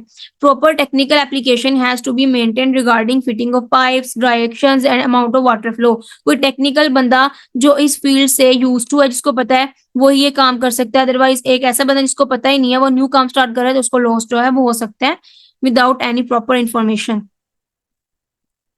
ओके, नेक्स्ट हमने देखना है कि फिश हैचरी और फिश सीड डिस्ट्रीब्यूशन सेंटर्स कौन कौन से हैं। पहले brood fish pond, brood fish pond मतलब जहाँ पे ब्रीडिंग होती है, वो हमने डिटेल में देख लिया कि ब्रीडिंग का प्रोसेस क्या होता है। Then the hatchery with tanks, अब हैचरी जिसके अंदर हमने हैचरी हैप्पा पढ़ा, ग्लास जार्स के बारे में पढ़ा। देन जो है वो हमने सर्कुलर चाइनीज हैचरी के अंदर हैचरी को पढ़ा जिसके अंदर हैचिंग हो रही है।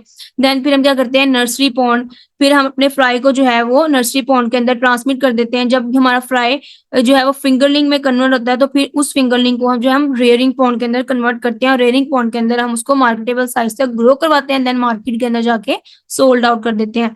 तो ये डिफरेंट टाइप के पॉन्ड्स फिश की फार्मिंग के लिए आप लोगों को पता होने चाहिए।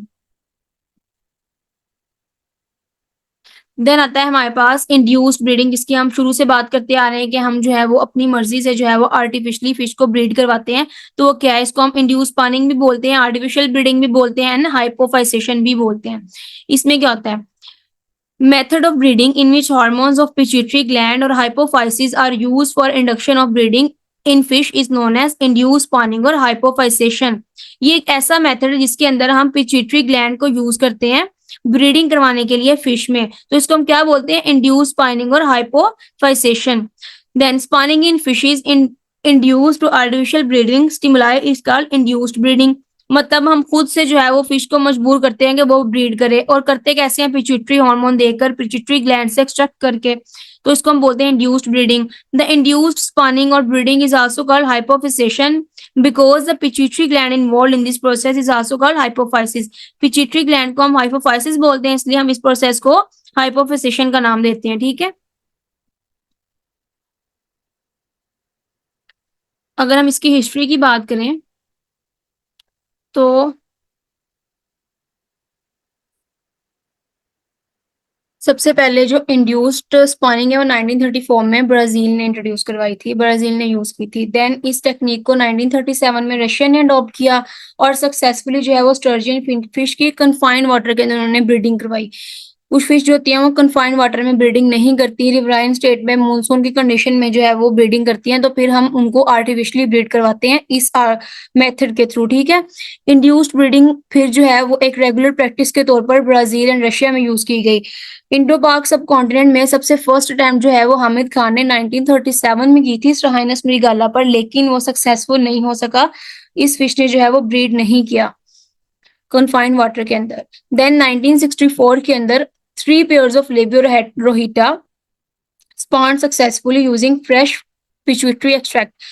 फिर जो है वो 1964 के अंदर लेबियो रोहिटा ने जो है वो स्पॉनिंग शो की पिट्यूटरी एक्सट्रैक्ट के रिस्पॉन्स में। ठीक है, 1965 के अंदर स्ट्राहाइनस mrigala was also introduced to spawn by Anwar Beg and Abdul Wahid.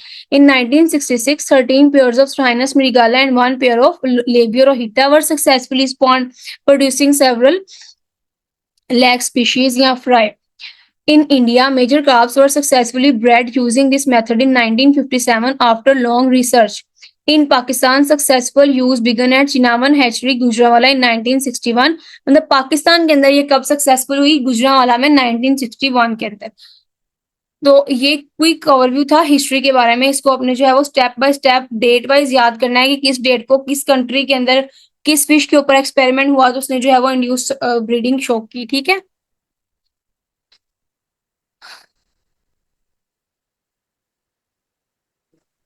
Next हमने देखना है हाइपोफिसेशन के बेसिस क्या है। The basis of this technique is the use of pituitary hormones in the form of pituitary injection to stimulate the maturation of gonads. आपको पता होना चाहिए कि जो पिट्यूटरी ग्लैंड है वो हमारे हेड रीजन में प्रेजेंट होता है। ठीक है, और ये सारे की सारी सेक्रीशंस प्रोड्यूस करता है। हमारी बॉडी के जितनी भी गोनेड्स की फॉर्मेशन होती है, इसकी हमारी बॉडी के भी और फिश की बॉडी के भी जितनी भी गोनेड्स की फॉर्मेशन होती है वो इसके हार्मोन्स के रिस्पॉन्स में ही होती है। तो अगर हम किसी एक फिश से ये वाला हार्मोन एक्सट्रैक्ट कर लेंगे और उसको किसी दूसरी फिश के अंदर इंसर्ट करेंगे तो फिर हम जो है वो उसको आर्टिफिशियली ब्रीड करने पे मजबूर कर देंगे, क्योंकि जो पिट्यूटरी हार्मोन है वो मेन चीज है गोनेड्स की मैच्योरेशन में। अगर हम उसको वही प्रोवाइड करें, उसकी बॉडी अगर नहीं प्रोड्यूस कर रही, अगर उसका नहीं मतलब ब्रीडिंग का मूड नहीं है, बॉडी उसकी नहीं प्रोड्यूस कर रही, तो फिर हम उसको प्रोवाइड कर देंगे, देन जो है उसकी गोनेड्स की मैच्योरेशन हो जाएगी और जो फिश है वो आर्टिफिशियल मीडियम में भी जो है वो ब्रीड करना शुरू कर देगी। ठीक है, during recent years along with pituitary hormone, एक चीज तो ऐसी होती है कि हम जो है वो किसी एक फिश से, डोनर फिश से जो पिट्यूटरी हार्मोन एक्सट्रैक्ट कर लेते हैं, वो तो नेचुरल चीज है, नेचुरली हमने उसके बॉडी से जो है उसको एक्सट्रैक्ट कर लिया और किसी दूसरी फिश को दे दिया। लेकिन अब जो है हम लेबोरेटरीज के अंदर सिंथेटिक हार्मोन्स की भी प्रोडक्शन करवाना स्टार्ट कर दी है। इसमें हम Ovaprim, Ovatide, LHRH, luteinising hormone releasing hormone, इसकी शॉर्ट फॉर्म LHRH है। ठीक है, उसके बाद ह्यूमन कोरियोनिक गोनेडोट्रोफिन HCG, ये डिफरेंट केमिकल्स की मदद से जो है वो फिश के अंदर ब्रीडिंग करवा रहे हैं। ठीक है, तो एक सिंथेटिक मेथड और एक जो है वो पिट्यूटरी हार्मोन से नेचुरल जो है उसका ग्लैंड से केमिकल एक्सट्रैक्ट करके, हार्मोन एक्सट्रैक्ट करके फिश की ब्रीडिंग करवा रहे हैं। ठीक है, तो हॉर्मोन्स के बारे में मैंने देख लिया। Human chorionic gonadotrophic powder has been used increasingly to induce spawning in fish. The advantage of using synthetic hormone is that, अब वो कह रहे हैं कि सिंथेटिक हार्मोन को यूज करने का जो मेन एडवांटेज है वो क्या है, इसके अंदर जो है हमें फिश की कुर्बानी नहीं देनी पड़ती, मतलब फिश को जो है वो मारना नहीं, किल नहीं करना पड़ता उसके पिट्यूटरी ग्लैंड से हार्मोन एक्सट्रैक्ट करने के लिए, बल्कि बल्कि हम क्या करते हैं, हम आर्टिफिशियली जो है वो सिंथेटिक तौर पर वो केमिकल्स को लेबोरेटरी के अंदर प्रिपेयर करके इंड्यूस्ड ब्रीडिंग करवा लेते हैं। ठीक है, अब हाइपोफिसिशन की जरूरत पाकिस्तान में क्यों महसूस की गई? In Pakistan the major carps do not breed in standing water, Pakistan के अंदर जो मेजर कार्प्स हैं वो स्टैंडिंग वाटर में बिल्कुल भी ब्रीड नहीं करती। स्टैंडिंग वाटर मतलब जो वाटर बॉडी पॉन्ड के अंदर हम उसको कल्चर करवा रहे हैं उसके अंदर वो ब्रीड नहीं करेगी unless giving the hormonal injection, तब तक जब तक हम उसको हार्मोनल इंजेक्शन ना दे दें। ठीक है, insufficient release of hormones in captive condition, और कैप्टिव कंडीशन के अंदर जो है वो इनसुफिशिएंट रिलीज हो रहा था हार्मोन्स का। कैप्टिव मतलब उसको कैद करके रखा हुआ फिश को, उसके नेचुरल इन्वायरमेंट में वो नहीं है तो फिर वो ब्रीड नहीं करेगी। इस वजह से हमें इंड्यूस्ड ब्रीडिंग को इंट्रोड्यूस करवाना पड़ा पाकिस्तान में। Then if insufficient of natural food, the need of induced breeding is because of environmental conditions, induced breeding की जो नीड है वो इन्वायरमेंटल कंडीशंस बेस करती है, like rain, temperature, photoperiod, currents of water influence the hormonal activity from pituitary and gonad. मतलब induced breeding करवाना आसान है as compare to environmental conditions को पूरा करना, लाइक रेन की availability, then temperature, photoperiod, इन सारी चीजों को मेंटेन करने से अच्छा हम इंड्यूस्ड ब्रीडिंग करवा के उसको आर्टिफिशियल तौर पर जो है उसकी रिप्रोडक्शन करवा लें। Then why induced breeding is necessary for fish culture, importance of induced breeding, अब इंड्यूस्ड ब्रीडिंग जो है फिश कल्चर के अंदर क्यों जरूरी है वो हमने बतानी है। It gives pure span of certain species of fishes under cultivation, जब हम कल्टीवेशन में अपनी मर्जी की फिश की स्पीशीज लेते हैं उनको जो है वो रिप्रोड्यूस करवाते हैं तो हमारे पास जो है वो प्योर स्पान आता है, इसके अंदर कोई भी इधर उधर की चीज जो हम नहीं चाहते, कोई भी वाइल्ड फिश जो है वो इसके अंदर जो है हमें नहीं मिलेगी। Spawn collected from natural water is not pure, जो नेचुरल वाटर से हम स्पॉन लेते हैं या फिर ईयरलिंग्स को लेते हैं वो हमारे पास प्योर नहीं होता है, because some undesirable wild species में कम विद देम। ठीक है, in culture pond sorting of pure seed is quite impossible in those stages, in later stages it is possible but time consuming। वो ये कह रहे हैं कल्चरिंग पॉन्ड के अंदर जो है वो प्योर सीड को सॉर्ट करना, मतलब उनको ग्रुपिंग में उनको तकसीम करना इतना आसान नहीं है। लेटर स्टेज में मे भी आसान हो जाए लेकिन ये बहुत ज्यादा टाइम कंज्यूमिंग प्रोसेस है। It assures timely available of pure seed whereas in nature the availability of seed is quite uncertain, फिर वही बात है कि हम आउट सीजन में भी जो है वो इनकी ब्रीडिंग करवा के मार्केट में सीड्स की अवेलेबिलिटी कर सकते हैं। It fulfil any quantity of demand in any time, her time जो है वो अब डिमांड को पूरा कर सकती है, इंड्यूस्ड ब्रीडिंग फिश की डिमांड को पूरा कर सकती है मार्केट में। Many carps take their full maturity in confined water but do not breed, कुछ कार्प्स ऐसी होती हैं जो confined water में जो है मेच्योर तो हो जाती है लेकिन ब्रीड नहीं करती। The technique is very simple, ये टेक्निक बहुत ज्यादा simple, it does not need too much technical assistance और नॉलेज, इसके लिए कोई टेक्निकल वर्क की जरूरत नहीं है, नॉलेज की जरूरत नहीं है। It can be easily learn by a layman without much training, इसके लिए इतनी ज्यादा ट्रेनिंग की जरूरत नहीं है। एक लेबर आपने जो रखी हुई है उसको 2-3 दफा करवाने के बाद वो इजीली जो है इस ऑपरेशन को कर सकता है। ठीक है, the cost of expenditure is very low then the natural collection of spawns, तो इसके अंदर जो कॉस्ट है तो वो भी कम आती है। देन हमने देखने हैं मेथड्स और टेक्निक्स इंड्यूस्ड ब्रीडिंग करवाने के। सबसे पहले हम क्या करेंगे, जो हम ब्रीडिंग करवाने के लिए जो फिश ले रहे हैं उसकी सिलेक्शन करेंगे, और ऐसी फिश जिसको हमने रेयर करवाना है, मतलब उसकी सिलेक्शन भी बहुत मैटर करती है कि हमने इस तरह की फिश लेनी है जो डिजीज रेजिस्टेंस हो, जिसके ऊपर कोई डिजीज ना हो, जो अच्छे तरीके से ग्रो कर पाए, फास्ट हो, मार्केट के अंदर उसकी डिमांड हो, उस तरह की चीज को हमने जो है वो सिलेक्ट करना है और रेयर करवाना है। देन प्रिपरेशन ऑफ पिचिट्री एक्सट्रैक्ट, फिर हमने जो है वो पिचिट्री एक्सट्रैक्ट की क्या करनी है, प्रिपरेशन करनी है। देन जो हमने प्रिपेयर किया उसको हमने रिकमेंडेड डोज के तौर पर इंजेक्ट करना है फिश के अंदर, फिर हमने स्ट्रिपिंग करनी है। स्ट्रिपिंग के बारे में हम नेक्स्ट भी पढ़ते हैं, यहाँ भी मैं आपको बता देती हूँ। इंजेक्शन लगाने के बाद जो फिश होती है उसको नेचुरल एनवायरनमेंट में छोड़ने की बजाय अगर हम खुद अपने हाथ की मदद से रब करके उनके एब्डोमेन से उनकी ओवरीज और मेल के स्पर्म्स को रिलीज करवाएं हाथ की मदद से, तो उसको हम क्या बोलते हैं, स्ट्रिपिंग बोलते हैं। ठीक है, फिर हम देखेंगे डिफरेंट डेवलपमेंटल स्टेजेस कौन कौन सी होती हैं फिश के अंदर। Okay, selection and rearing of brood stock, हमने जो है वो हेल्दी ब्रूडर्स लेने हैं जो तकरीबन 2 से 4 इयर्स ओल्ड हों और उनके जो ग्नेड्स हैं वो काफी राइप हों, राइप मतलब फुली मेच्योर हों, उनका जो वेट है वो 2 kg से ज्यादा हो। और ऐसी फिश को चूज करना है जिसके अंदर इंजरीज और डिजीजेस ना हो। फिर हमने जो है वो उसको बाथ ट्रीटमेंट देना है, तकरीबन 15 मिनट्स तक हमने उसको 5% NaCl के अंदर रखना है ताकि उसके अंदर जितने भी एक्टोपैरासाइट्स हैं लाइक डैक्टिलोगायरस इस तरह की चीजें रिमूव हो जाएं। फिर ब्रूडर्स को जो है वो हमने क्लीन वाटर पॉन्ड्स के अंदर रखना है और ओवर हीटिंग से बचाना है पॉन्ड को। सप्लीमेंट्री फीड प्रोवाइड करनी है, ऑयल केक, राइस ब्रैन वगैरह, और ओवर फीडिंग से अवॉइड करवाना है, मतलब उतनी ही फूड उनको देनी है जो उनकी सर्वाइवल के लिए जरूरी है, ओवर फीडिंग नहीं करवानी, जिसकी वजह से उनके गुनेट्स के ऊपर जो है वो फैट की लेयर चढ़ जाएगी जिसकी वजह से उनके स्पर्म और एग की डेवलपमेंट नहीं होगी। और जो ब्रीडिंग सीजन होता है वो मई से लेकर अगस्त और सितंबर तक होता है, ठीक है। देन आइडेंटिफिकेशन, हम हमें कैसे पता चलेगा कि ये जो फिश है, ये जो मेल फिश है या फिर जो फीमेल फिश है ये अब ब्रीडिंग के लिए रेडी है, तो उसकी आइडेंटिफिकेशन कैसे करनी है। अगर हम मेल की आइडेंटिफिकेशन कर रहे हैं, हमने वहां से जो है वो उसके स्पर्म्स लेने हैं, तो उसका जो एब्डोमेन है वो बिल्कुल भी बल्जिंग नहीं होना चाहिए, बल्जिंग मतलब सूजा हुआ नहीं होना चाहिए, ठीक है। और अगर हम उसके एब्डोमेन को स्लाइटली प्रेस करें तो उसके अंदर से स्पर्म्स जो है वो निकलने चाहिए, ठीक है, आउट ऑफ मिल्क, मतलब फ्लूइड जिसके अंदर स्पर्म होते हैं वो रिलीज होना चाहिए। जो उसका अपरकुलम है वो रफ और ग्रेनुलर होना चाहिए। अगर इस तरह की चीजें अब मेल के अंदर आपको नजर आ रही हैं तो फिर ये क्या है, उसकी आइडेंटिफिकेशन डन है, वो आप जो है वो इंजेक्शन के लिए रेडी है, उसको इंजेक्ट करने के बाद वो ब्रीडिंग कर सकता है, ठीक है।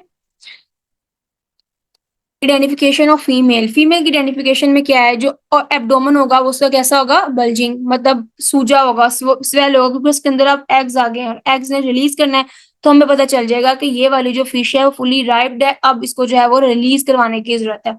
Release of eggs when abdomen slightly pressed, जब हम उसको जो है वो अच्छे तरीके से स्लाइटली मतलब आहिस्ता से जब प्रेस करेंगे तो उसके अंदर से जो है एग्स निकलना स्टार्ट हो जाएंगे, तो हमें पता चल जाएगा ये वाली फिश जो है वो रेडी है। उसका जो अपर कुलम है वो क्या होगा, सॉफ्ट होगा। Then, for the preparation of the pituitary extract, 2 pairs of fish that is major carbs are taken. Pituitary extract के लिए हमें 2 पेयर चाहिए, डोनर पेयर और रेसिपिएंट पेयर। डोनर मतलब जो चीज दे रहा है, जिससे हमने पिट्यूटरी एक्सट्रैक्ट लेना है उसको हम क्या बोलते हैं, donor pair. The male and female में बी राइप और नॉट। डोनर पेयर में जो मेल है और फीमेल है वो राइप हो भी सकती है और नहीं भी हो सकती है, मैटर नहीं करता, हमने सिर्फ उसका पिट्यूटरी हार्मोन ही लेना है। राइप वंस आर बेटर, लेकिन राइप वन जो है वो ज्यादा अच्छा होगा। रेसिपिएंट पेयर जिसने रिसीव करना है, when which receive pituitary extract this pair must be ripe one. अब जो पिट्यूटरी एक्सट्रैक्ट को रिसीव कर रहा है वो वाला पेयर जो है वो राइप होना चाहिए, मतलब उसके अंदर जो है वो एग्स की फॉर्मेशन या फिर एग्स जो है वो अच्छे तरीके से डिवेल्प फॉर्म में होने चाहिए। देन हमने इसको अप्लाई कैसे करना है, सॉरी एक्सट्रैक्ट कैसे करना है, by dissection the skull of donor pair is remove. Dissect करने के बाद जो डोनर पेयर है उसकी स्कल को हमने रिमूव कर देना है। बिलो द ब्रेन, ब्रेन के पीछे pituitary gland is present, pituitary gland present होता है। The required amount of pituitary gland is 2 to 4 milligram per kg weight of fish for males and 8 to 10 milligram per kg of weight of fish for females is taken. Pituitary extract of fish is preferable. Pituitary gland if stored,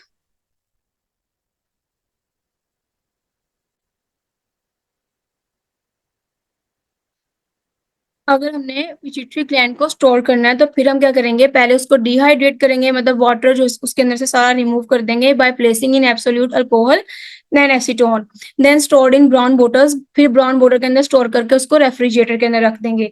the effect of pituitary gland to stimulate maturation of gonads is not species specific, मतलब जो pituitary gland के अंदर से जो हम extract कर रहे हैं पिट्यूटरी हार्मोन वो स्पीशीज स्पेसिफिक बिल्कुल भी नहीं है, हम किसी भी स्पीशी का जो है वो किसी दूसरी स्पीशी के ऊपर अप्लाई करवा सकते हैं। देन आता है हमारे पास होमोप्लास्टिक टेक्निक एंड हेट्रोप्लास्टिक टेक्निक।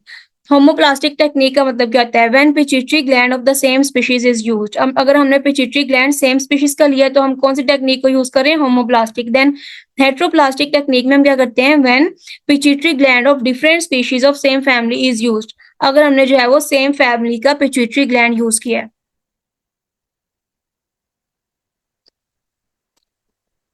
ये देखें, ये फिश का हेड था उसको रिमूव किया, उसके नीचे पिट्यूटरी ग्लैंड था, यहाँ से हमने जो है अपना पिट्यूटरी एक्सट्रैक्ट रिमूव कर लिया, निकाल लिया पिट्यूटरी एक्सट्रैक्ट। देन हमने इंजेक्ट करना है। The pituitary extract is drawn into the syringe, syringe के अंदर हम इसको डाल लेंगे। The dose of pituitary extract depends on the age, weight and state of maturity. जितनी डोज हमने देनी है वो एज के ऊपर, वेट के ऊपर और मेच्योरिटी स्टेट के ऊपर स्पॉनर्स की डिपेंड करती है।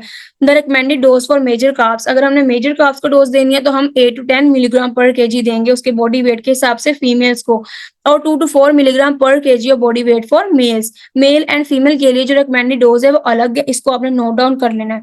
इन केस सिंथेटिक हार्मोन, अगर हम सिंथेटिक हार्मोन दे रहे हैं उसको यूज कर रहे हैं तो रिकमेंडेड डोज जो है वो Ovaprim and Ovatide की 0.5 milligram per KG for females and 0.5 milligram per KG for males होगी। 1 dose is given to male, male को हमने जो है वो 1 डोज देनी है और फीमेल को हमने जो है वो 2 डोजेस देनी है। ठीक है, ये भी एमसीक्यू पॉइंट ऑफ व्यू से इंपॉर्टेंट है। अब हमने देनी किस तरह से है। The females are first given 25% of total dose, total dose में से 25% पहले हमने फीमेल को दे देना जो कि उसकी प्रिपरेटरी डोज होगी। फिर 6 घंटे के बाद हमने उसको जो है वो रिमेनिंग 75% उसकी सेकंड डोज है उसको दे देनी है, ये होगी रिजॉल्विंग डोज। इसके बाद जो है वो ब्रीड करना स्टार्ट कर देगी। मेल को जो हमने सिर्फ 1 डोज देनी है तो मेल को हम डोज देंगे कब, the males are given single dose 6 hours after the first dose given to the female. मतलब फीमेल को फर्स्ट डोज देंगे 6 घंटे के बाद जो है हमने मेल को उसकी पहली डोज देनी है। ठीक है, मतलब ये कहा जा सकता है कि जब हमने फीमेल को सेकंड डोज देनी है तो मेल को उसकी फर्स्ट डोज देकर उसको जो है वो ब्रीडिंग पॉन्ड के अंदर छोड़ देना है। ठीक है, यहाँ फिर जो है वो स्ट्रिपिंग करवा के उनके स्पर्म्स और एग्स को रिलीज करवा लेना है। The second dose of females and the dose to males are given at the same time, मतलब मेल की पहली और फीमेल की दूसरी को हमने सेम टाइम पे अप्लाई कर देना डोज को। देन हम इसको अंदर क्या करेंगे, डोज को इंजेक्ट करेंगे। ये फीमेल यहाँ पे स्ट्रिपिंग के जरिए हमने एग्स ले लिए और मेल के यहाँ पे हमने स्पर्म्स ले लिए, उनको किसी पंख के साथ या पर के साथ अच्छे तरीके से मिक्स करके ब्रीडिंग इंक्यूबेशन पॉन्ड के अंदर छोड़ है। ये देखें, ये जो है ये फीमेल एग्स रिलीज हो रहे हैं, मेल एग्स रिलीज हो रहे हैं, fertilise egg, then 2 cell stage, embryo बन गया, फुली फॉर्म्ड एम्ब्रियो हो गया, हैचलिंग इसके साथ ये देखें यॉक अटैच है। जब ये यॉक फुली जो है वो खत्म हो जाएगी, फुली वो उसको एब्जॉर्ब कर लेगी तो ये बन जाएगा हमारे पास फ्राई 5 to 6 मिलीमीटर का। फिर देन जो है इसको स्टॉकिंग के लिए नर्सरी पॉन्ड में कन्वर्ट कर दिया जाएगा। ये लाइफ साइकिल जो है वो चलता है। अवॉइड नेचुरल फर्टिलाइजेशन, फिर हमने इंड्यूस ब्रीडिंग करवाने के बाद हमने नेचुरल फर्टिलाइजेशन को अवॉइड करवाना है। इंजेक्शन के बाद हमने जो है वो फिश को इंक्यूबेशन पॉन्ड के अंदर जब प्लेस किया, after injection the fish are placed in the incubation tanks. After 6 to 8 hours oestrus starts that female is chased by male, oestrus start हो जाता है और फीमेल और मेल की जो है मीटिंग होती है। At this stage in order to avoid natural fertilisation, natural fertilisation को अवॉइड करने के लिए हम क्या करवाते हैं, हम स्ट्रिपिंग करवाते हैं और आर्टिफिशियल फर्टिलाइजेशन करवाते हैं पॉन्ड के अंदर। अब स्ट्रिपिंग क्या प्रोसेस है, जैसे मैंने बोला कि अपने हाथों की मदद से जो है वो फिश के बेली को प्रेस करना और उनके अंदर से जो है वो एग्स को रिलीज करवाना और मेल के स्पर्म को रिलीज करवाना, इसको हम क्या बोलते हैं, स्ट्रिपिंग बोलते हैं। The start of oestrus is a sign of maturity of gametes. The fish show restlessness at this stage, जो फिश है वो रेस्टलेसनेस शो करेगी स्टेज पे आके। At this stage stripping is done, फिर स्टेज पे जो है हम स्ट्रिपिंग करेंगे। In this process the belly of the female is pressed, female की बेली को प्रेस करते हैं and the eggs are collected in a dry bowl, और ड्राई बाउल के अंदर एग्स को जो है वो हम कलेक्ट कर लेते हैं। 1 kg of fish lays 1 lakh eggs, 1 kilogram की जो फिश है वो 1 लाख तक जो है वो एग्स दे देती है। ये देखें, अब फिर ये जो आदमी है इस फिश को जो है वो रब कर रहा है, बल्कि ये फिश नहीं है, ये मेल है। ये मिल्क यहाँ से वो प्रोड्यूस कर रहा है, मतलब स्पर्म जो है वो रिलीज कर रहा है और इसके अंदर पहले से ही जो है इस आदमी ने एग्स जो है वो रिलीज करवाए हुए। हम दोनों को जो है मिक्स करेंगे, मिक्स करने के बाद इनकी क्या करवा देंगे, फर्टिलाइजेशन करवा देंगे। देन डिफरेंट डेवलपमेंटल स्टेजेस को देख लेते हैं। सबसे पहले हमारे पास फर्टिलाइज्ड एग होता है, फिर उसके बाद हैचलिंग, फर्टिलाइज्ड एग से जो रिलीज होता है वो हैचलिंग होती है जिसके साथ योक सैक अटैच होता है।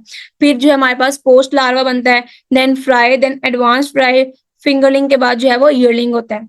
Egg remain in incubator for 3 days at 26 degree Celsius. जो एग है वो इनक्यूबेटर के अंदर जहाँ पे उसकी हैचिंग हो रही होती है, ठीक है, 3 दिन तक उसके अंदर रहता है, जिसका टेम्परेचर 26 डिग्री सेल्सियस तक होता है। Hatching occurs in 36 to 40 hours। ये सारी चीजें जो है ये आपको याद करने वाली हैं कि इनक्यूबेटर के अंदर कितने दिन तक रहा, फिर उसकी जो हैचिंग है वो कितने देर में हुई, ये सारी चीजें जो है आपने दिमाग में रखनी है, ठीक है। Hatching occurs in 36 to 40 hours, 36 से 40 आवर्स के दरमियान जो है इसकी हैचिंग हो गई।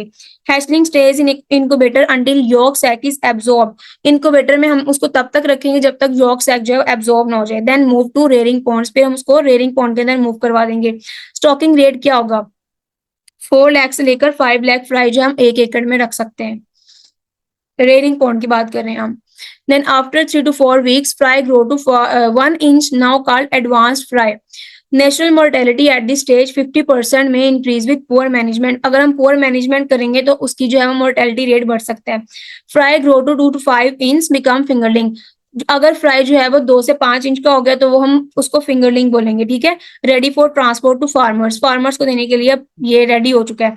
After few months grow into yearlings 5 grams weight, कुछ मंथ्स के बाद जो है ये ईयरलिंग्स में कन्वर्ट हो जाएगा जिसका जो वेट है वो 5 grams तक होगा, ठीक है। अब ये देखें, ये अडल्ट फिश है, मेल और फीमेल दोनों। इन्होंने जो है फर्टिलाइज्ड एग प्रोड्यूस किया, एम्ब्रियो बना, ये लार्वी उसके साथ जो है यहाँ पे यॉर्क सैक अटैच है। वो जब एब्जॉर्ब हो गया तो ये फ्राई में कन्वर्ट हुए, छोटा छोटे से थोड़ा सा अगर बड़े साइज का हो गया तो ये फिंगरलिंग बन गया। फिंगरलिंग से फिर ये फुली ग्रोन होकर इसी तरह जो है वो साइकिल चलाता रहेगा।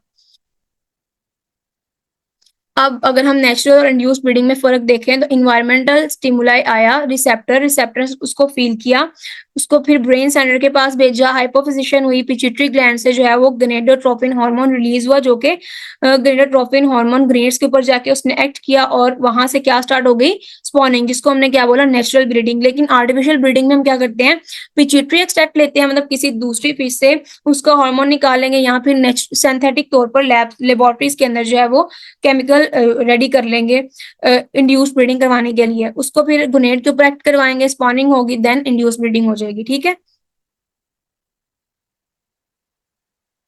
ओके, अब हमारा जो है वो लास्ट टॉपिक है जिसके अंदर हमने देखना है, लास्ट टॉपिक नहीं, सेकंड लास्ट टॉपिक, जिसके अंदर हमने देखना है fishing gears, crafts, pre and post harvesting gear of fish. ये 2 टॉपिक्स हमने अब डिस्कस करने हैं। फिशिंग गियर्स क्या होते हैं, ऐसी डिवाइस होती है जो फिश को कैच करने के लिए, फिश को पकड़ने के लिए यूज होती है, उसको हम फिशिंग गियर बोलते हैं, ठीक है। जैसे हम डिफरेंट तरह की नेट्स यूज करते हैं, जाल इस्तेमाल करते हैं, हुक्स इस्तेमाल करते हैं, सारे के सारे डिवाइसेस जो है वो फिशिंग गियर्स में आ जाएंगी।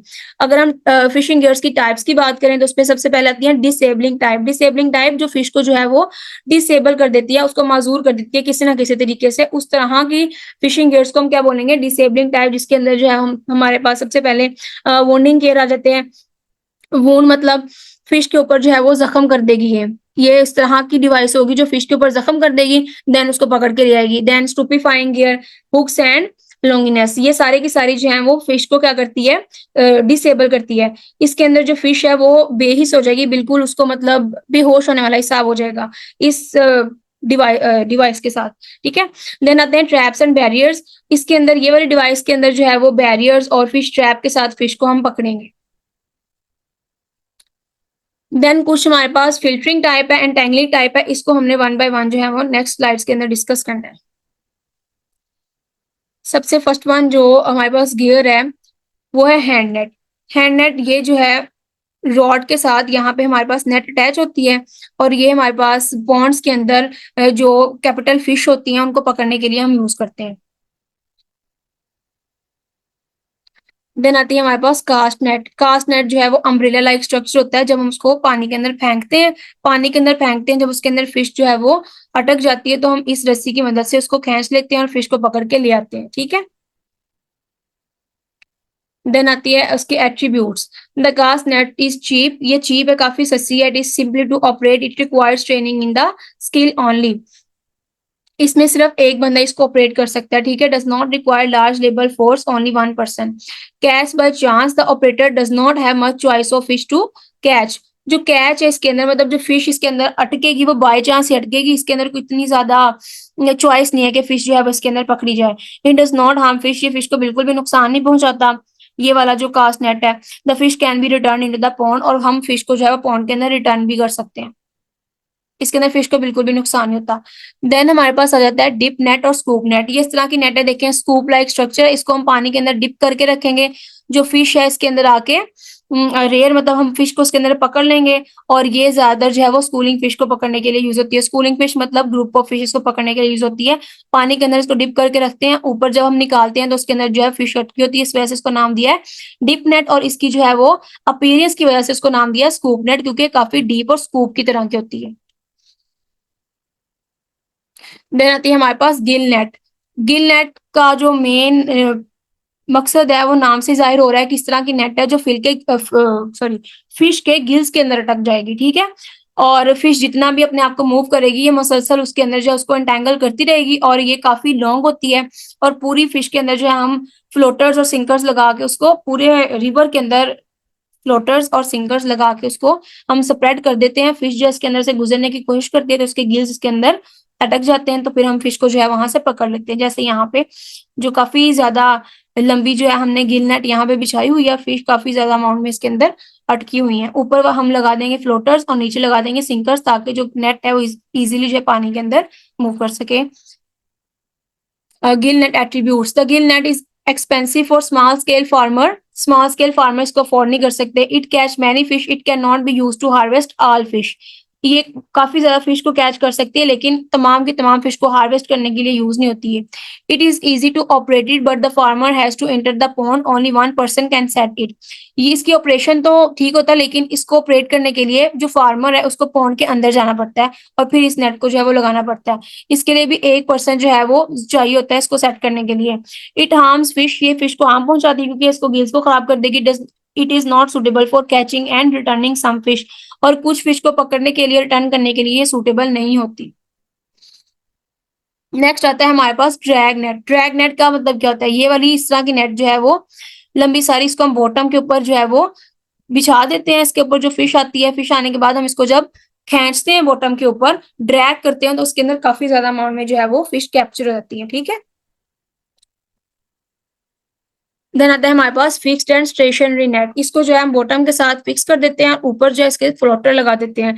फिश जो है जब यहाँ से मूव करने लगती है तो इसके अंदर जो है फिश अटैच हो जाती है, तो इसको हम बोलते हैं फिक्स्ड और स्टेशनरी नेट, फिक्स्ड करके फिश को पकड़ना।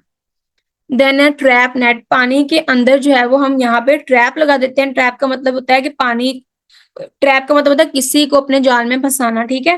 तो यहाँ पे किस्म का जो है वो ट्रैप है, फिश को पता नहीं चलता यहाँ पे जाल बिछा हुआ है कि नहीं, तो पानी फिश जो है वो इसके अंदर से मूव करती हुई इस ट्रैप के अंदर चली जाती है, और फिर वहां से हम इसको रिमूव कर लेते हैं। और ये बैम्बू के साथ यहाँ पे अटैच की हुई है, ट्रैप लगाया हुआ है, पूरा जाल बिछाया हुआ है उसके ऊपर। देन आती है हमारे पास ट्रॉल नेट। ट्रॉल नेट कैसी होती है? ट्रॉल नेट के अंदर हम क्या करते हैं, यहाँ पे नेट काफी लंबी और काफी बड़ी होती है, और इसको जो है हम बोर्ड्स की मदद से चलाते हैं। इस साइड से और इस साइड से जो है वो हम बोर्ड अटैच कर लेंगे, और यहाँ पे हम काफी सॉलिड मटेरियल जो है वो अटैच कर लेंगे, और फिर जो है इसको ट्रॉल करेंगे पूरी सरफेस के ऊपर। जितनी भी फिश होंगी इसकी रेंज में आती है उसके अंदर इंटेंगल हो जाएंगी, और हमारी जो फिश है वो हमारे पास आ जाएगी। देन आती है हमारे पास purse seine net. Purse seine net जो है वो पर्स लाइक स्ट्रक्चर, मतलब पर्स की शेप के देखें, और ये भी हमारे पास कूलिंग फिश को पकड़ने के लिए यूज होती है। हम पानी के अंदर इसको सिंक करेंगे, फिश को पकड़ेंगे, उसको बाहर निकालेंगे। इसको ऑपरेट करने के लिए भी हमें बोट की जरूरत होती है, पानी के अंदर जाके हम इसको यूज कर सकते हैं। देन आती है हमारे पास सी नेट। सी नेट जो है वो काफी लार्ज स्केल पे फिश को पकड़ने के लिए यूज होती है। देखें कितनी बड़ी, और उसके अंदर जो नेटिंग है वो भी कितनी फाइन है। यहाँ पे उन्होंने फ्लोटर्स लगाए हैं, नीचे सिंकर्स लगाए हुए हैं, और इसमें लार्ज अमाउंट ऑफ फिश जो है वो कैप्चर हो सकती है। देन इसके एट्रीब्यूट्स देख लेते हैं। It makes bulk harvesting up to 90% of the fish stock in the pond. यहाँ पे हम 90% तक जो है फिश की हार्वेस्टिंग कर सकते हैं। इट इज एक्सपेंसिव मच, ये काफी एक्सपेंसिव होती है, और इसके अंदर जो है वो हमें काफी लेबर भी चाहिए उसको ऑपरेट करने के लिए, क्योंकि ये जितनी बड़ी है उतनी ज्यादा हमें लेबर चाहिए। It is most appropriate for larger size pond. जो लार्जर साइज के पॉन्ड्स होते हैं वहां पे यूज करने के लिए हमें ये वाली नेट की जरूरत पड़ती है। देन हमने देखना है long line and hooks gears. मतलब यहाँ पे हमने जो है वो लाइन के साथ क्या अटैच की हुई है, हुक्स, और उस हुक्स के अंदर जो है हम कोई ना कोई एनिमल, कोई वर्म, क्रस्टेशियन, इस तरह की चीज लगा देते हैं। उसको खाने के लिए फिश के पास आती है, तो उसके जो हुक्स हैं उसके मुंह के अंदर, उसके गिल्स या उसके किसी भी बॉडी पार्ट के अंदर एंटेंगल हो जाते हैं, जिसकी वजह से जो फिश है इसके अंदर अटक जाती है। देन आता है बास्केट ट्रैप और इंट्रैपिक गियर्स। बास्केट ट्रैप कैसे होती है? हम बास्केट लाइक स्ट्रक्चर जो है वो वुड का बनाया हुआ पानी के अंदर रख देते हैं। फिश जो है ओवरनाइट, रात को फिश जो है उसके अंदर आ जाएगी, और जब वो एक दफा आ जाएगी तो दोबारा एस्केप नहीं हो पाएगी। इसकी डिजाइनिंग हमने इस तरीके से करनी है, तो हमारी फिश की जो है वो कैप्चरिंग हो जाएगी बास्केट ट्रैप के अंदर। इसके एट्रीब्यूट्स कैसे, the trap is placed with the open and facing the main pond water. Main pond water की तरफ हमने इसका जो ओपन फेस है वो रखना है। It is given enough time for the fish to enter. काफी 3 मिनट 30 मिनट से लेके 1 घंटे तक का टाइम दिया जाता है ताकि फिश जो है वो इसके अंदर आके बैठ जाए। The gear is simple to make और cheap to buy, it is easy to operate. ये काफी सिंपल है और सस्ती भी है और इसको ऑपरेट करना भी आसान है। The basket can not harvest all the fish from the port. ये पॉन्ड के अंदर तमाम की तमाम फिश को हार्वेस्ट करने के लिए इस्तेमाल नहीं की जाती। Finally the pond should be drain in order to harvest all fish. Pond को जो है वो ड्रेन करना पड़ेगा तमाम फिश को हार्वेस्ट करने के लिए। The baskets are cheap and made from local materials. और जो बास्केट्स होती हैं ये तकरीबन लकड़ी की बनी होती है, बैम्बू की बनी होती है, ठीक है, तो ये काफी चीप होती हैं और लोकल मटेरियल से भी बनाई जा सकती हैं।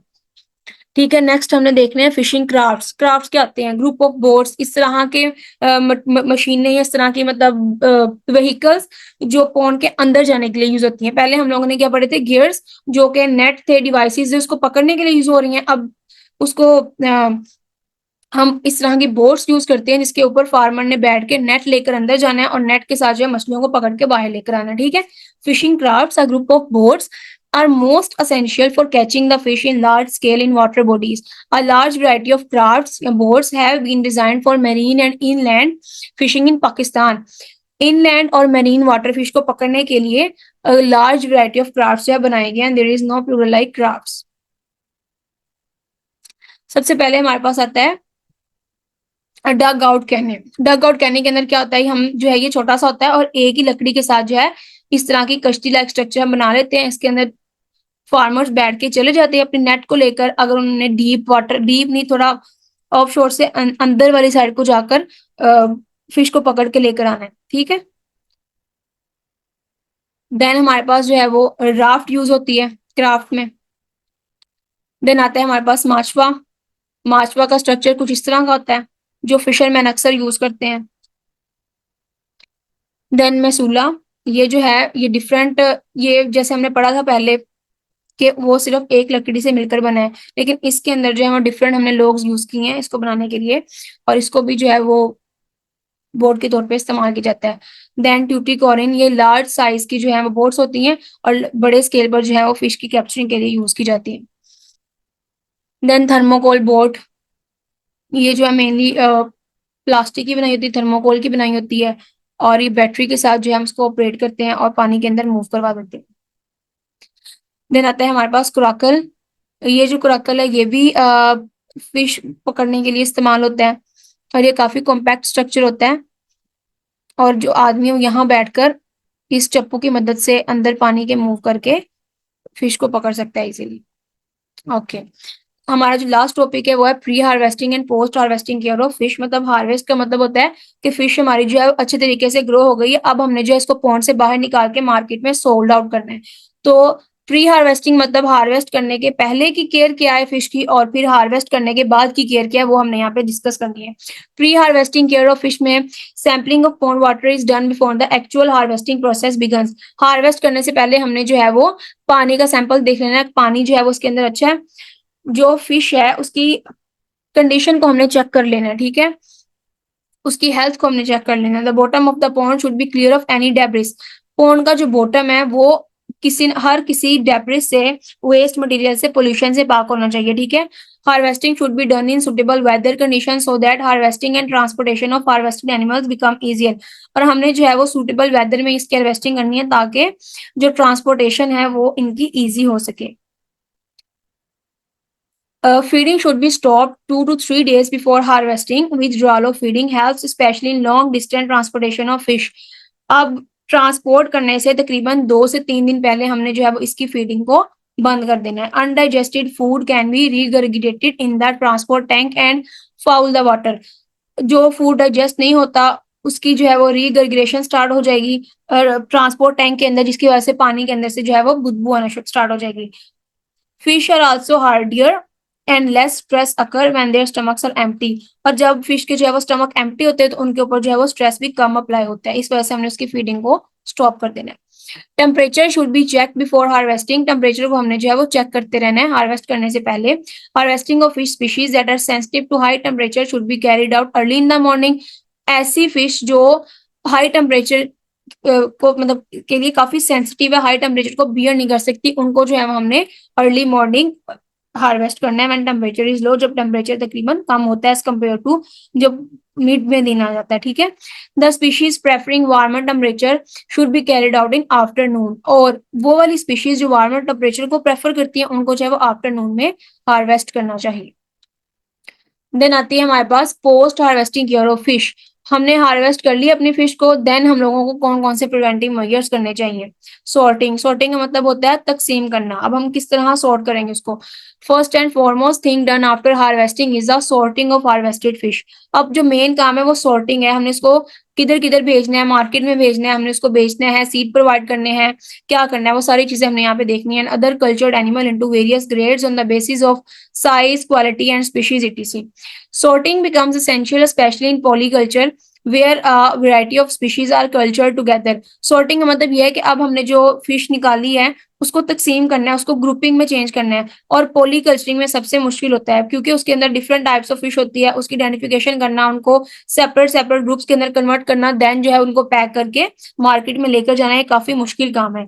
स्ट्रेस्ड और diseases animals should also be sorted out. जो स्ट्रेस है या फिर डिजीज एनिमल है उनको हमने डिस्ट्रॉय कर देना होता है पोस्ट हार्वेस्टिंग केयर में।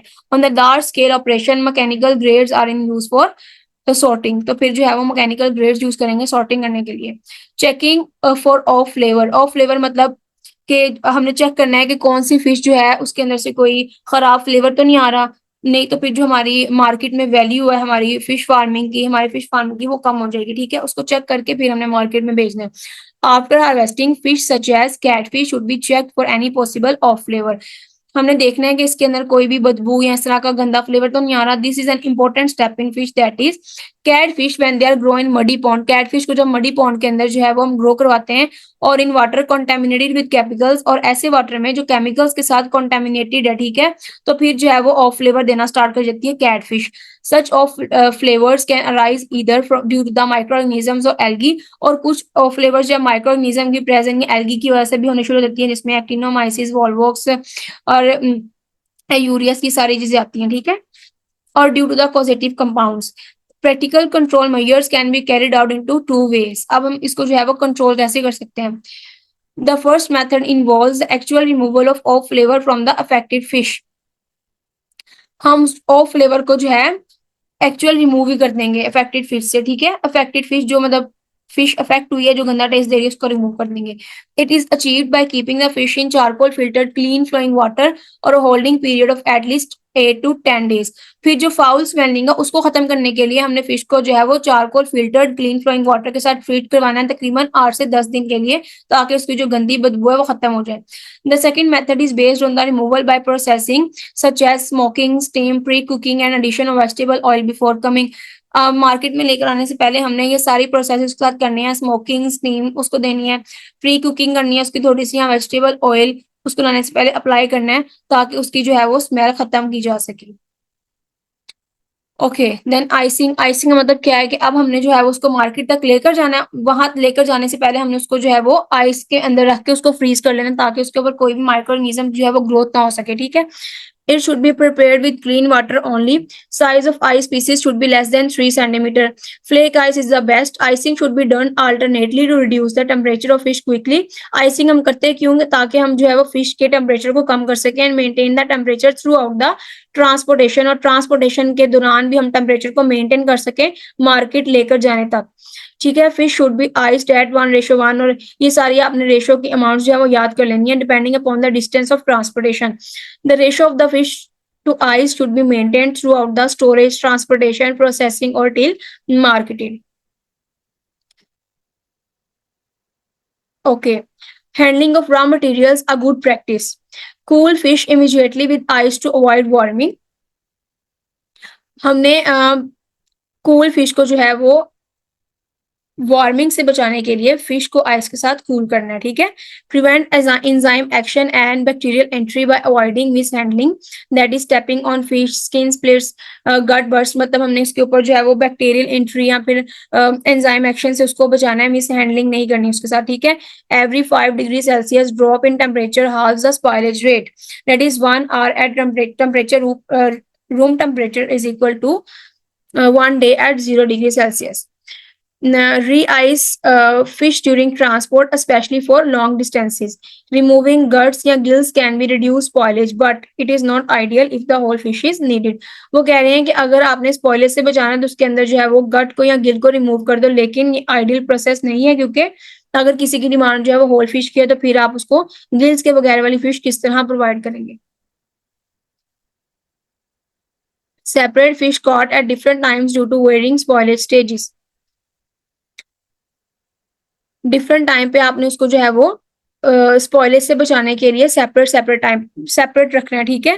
Keep small fish separate from large one, small fish को लार्ज वन से सेपरेट रखना है। Wash fish with chlorinated water before selling, selling से पहले उसको क्लोरिनेटेड वाटर के साथ वॉश करना है। Good handling practices, keep fish cool undamaged and flash clean, ये सारी चीजें जो है उसको गुड हैंडलिंग के साथ मिल जाएंगी। देन अब हमने जो है अपने ऑब्जेक्टिव को डिस्कस करना है। What is the primary purpose of a fish hatchery? Fish hatchery का primary purpose क्या है? To harvest fish for commercial purpose, to conduct research on fish behavior, to artificially breed, hatch or rear fish and shellfish, to study fish migration and pattern. तो correct option है हमारे पास option C, इसके अंदर हम उसको artificially breed करते हैं, hatch करते हैं, देन उसको उसकी रेयरिंग करवाते हैं। Which of the following is a benefit of hatchery production? Hatchery production का बेनिफिट क्या है? Increase dependence on wild caught juveniles, limited genetic diversity, ability to produce fish out of season या reduce fish growth rates. तो आपको पता है ability of produce fish out of season, out of season भी जो है वो हम फिश की अवेलेबिलिटी मार्केट में करवा सकते हैं। Then what is the potential harm of strong water pressure in a fish hatchery? Fish hatchery के अंदर जो है वो स्ट्रॉन्ग वाटर प्रेशर का क्या नुकसान होगा अगर हम उसको शॉवर के साथ वाटर प्रेशर जो है वो स्ट्रॉन्ग कर देंगे इसके ऊपर? It can increase water temperature, इससे वाटर टेम्परेचर इंक्रीज हो जाएगा। It can reduce water quality, it can harm delicate eggs and larvae, it can increase dissolved oxygen levels, it can harm delicate eggs and larvae. ये जो है आपके eggs को larvae को जो नुकसान पहुंचा सकते हैं, उनको डिस्ट्रॉय कर सकते हैं। severe water temperature, pressure. What is crucial factor in the site selection for a fish hatchery? Fish hatchery के लिए कौन सा फैक्टर बहुत इंपॉर्टेंट है उसकी साइट को सिलेक्ट करने के लिए? Proximity to markets, adequate supply of quality water, availability of expensive equipment या फिर high land cost. तो adequate supply of quality water, quality water जहाँ पे present होगा वहां पे अपने pond को construct करेंगे। Then what is the purpose of a small waterfall from the supply tank in a fish hatchery? To increase water temperature, to reduce water quality, to provide pressure for devices, to decrease dissolved oxygen levels. So correct option is C, to avoid pressure for devices. What is the purpose of the overhead shower in the spawnery? Overhead shower का purpose क्या होता है spawnery के अंदर? To increase water temperature, no. To increase water quality, no. To spray water over the developing hatchlings. जो hatchling develop हो रहे हैं उसके ऊपर क्या करता है, वाटर को स्प्रे करता है ताकि उसको जो है वो रिब्राइन कंडीशन मिल सके। To decrease dissolve oxygen levels, no. The correct option is C. What is the approximate number of spawns that can be accommodated in the spawnery at a time? 1 lakh, 5 lakh, 10 lakh, 20 lakh. Correct option is C, 10 lakh. What is one of the merits of glass jar hatchery? It requires a large area to operate. The incubation jars are opaque. It can be operated in a compact area. Temperature control system is provided. It can be operated in a compact area. What is the recommended dose of pituitary extract for female major carps? Female major carp के लिए recommended dose कितनी है? 2 to 4, 5 to 6, 8 to 10, 12 to 15. The correct option is C, 8 to 10. What is the recommended dose of pituitary extract for male major carps? 2 to 4, 5 to 6, 8 to 10 या 1 to 2 milligram per kg. 2 to 4 milligram per kg is recommended dose है। Then if synthetic hormone is used, what is the recommended dose for female fish? अगर हम synthetic hormone को use करें तो female fish के लिए क्या डोज होगी? 0.25, 0.5, 1 या 2। तो correct option है B, 0.5 ml per kg. What is the feeding sorry, why is feeding stop 2 to 3 days before harvesting fish? Fish को हार्वेस्ट करने के 2 या 3 दिन पहले हमने फीडिंग को क्यों स्टॉप करवाना है? To reduce water quality, to increase fish stress, to prevent regurgitation of undigested food during transportation, to decrease fish growth. तो करेक्ट ऑप्शन है हमारा सी. What is the characteristic of male fish for induced spawning? Induced spawning के लिए mail fish की क्या identification है? Bulging abdomen, no bulging abdomen, soft upper column, release of eggs when abdomen is pressed, no bulging abdomen. Spawning period for Rahu is, Rahu का spawning period क्या है? April to June, March to April, April to late July या March to May? April to late July. Induced breeding is effective in which of them? Pisciculture, sericulture, apiculture या none of these? The correct option is pisciculture. Okay students, हमने अपने objective को भी discuss कर लिया. इन 15 MCQ के अलावा भी आपने जितनी भी अमाउंट्स पूरे लेक्चर में कोड की जाती हैं, जो भी टेक्निक्स बताई जाती हैं, वो सारी चीजें आपने एमसीक्यू पॉइंट ऑफ व्यू से अपने दिमाग में जरूर रखनी है. Okay, thank you so much. Allah Hafiz.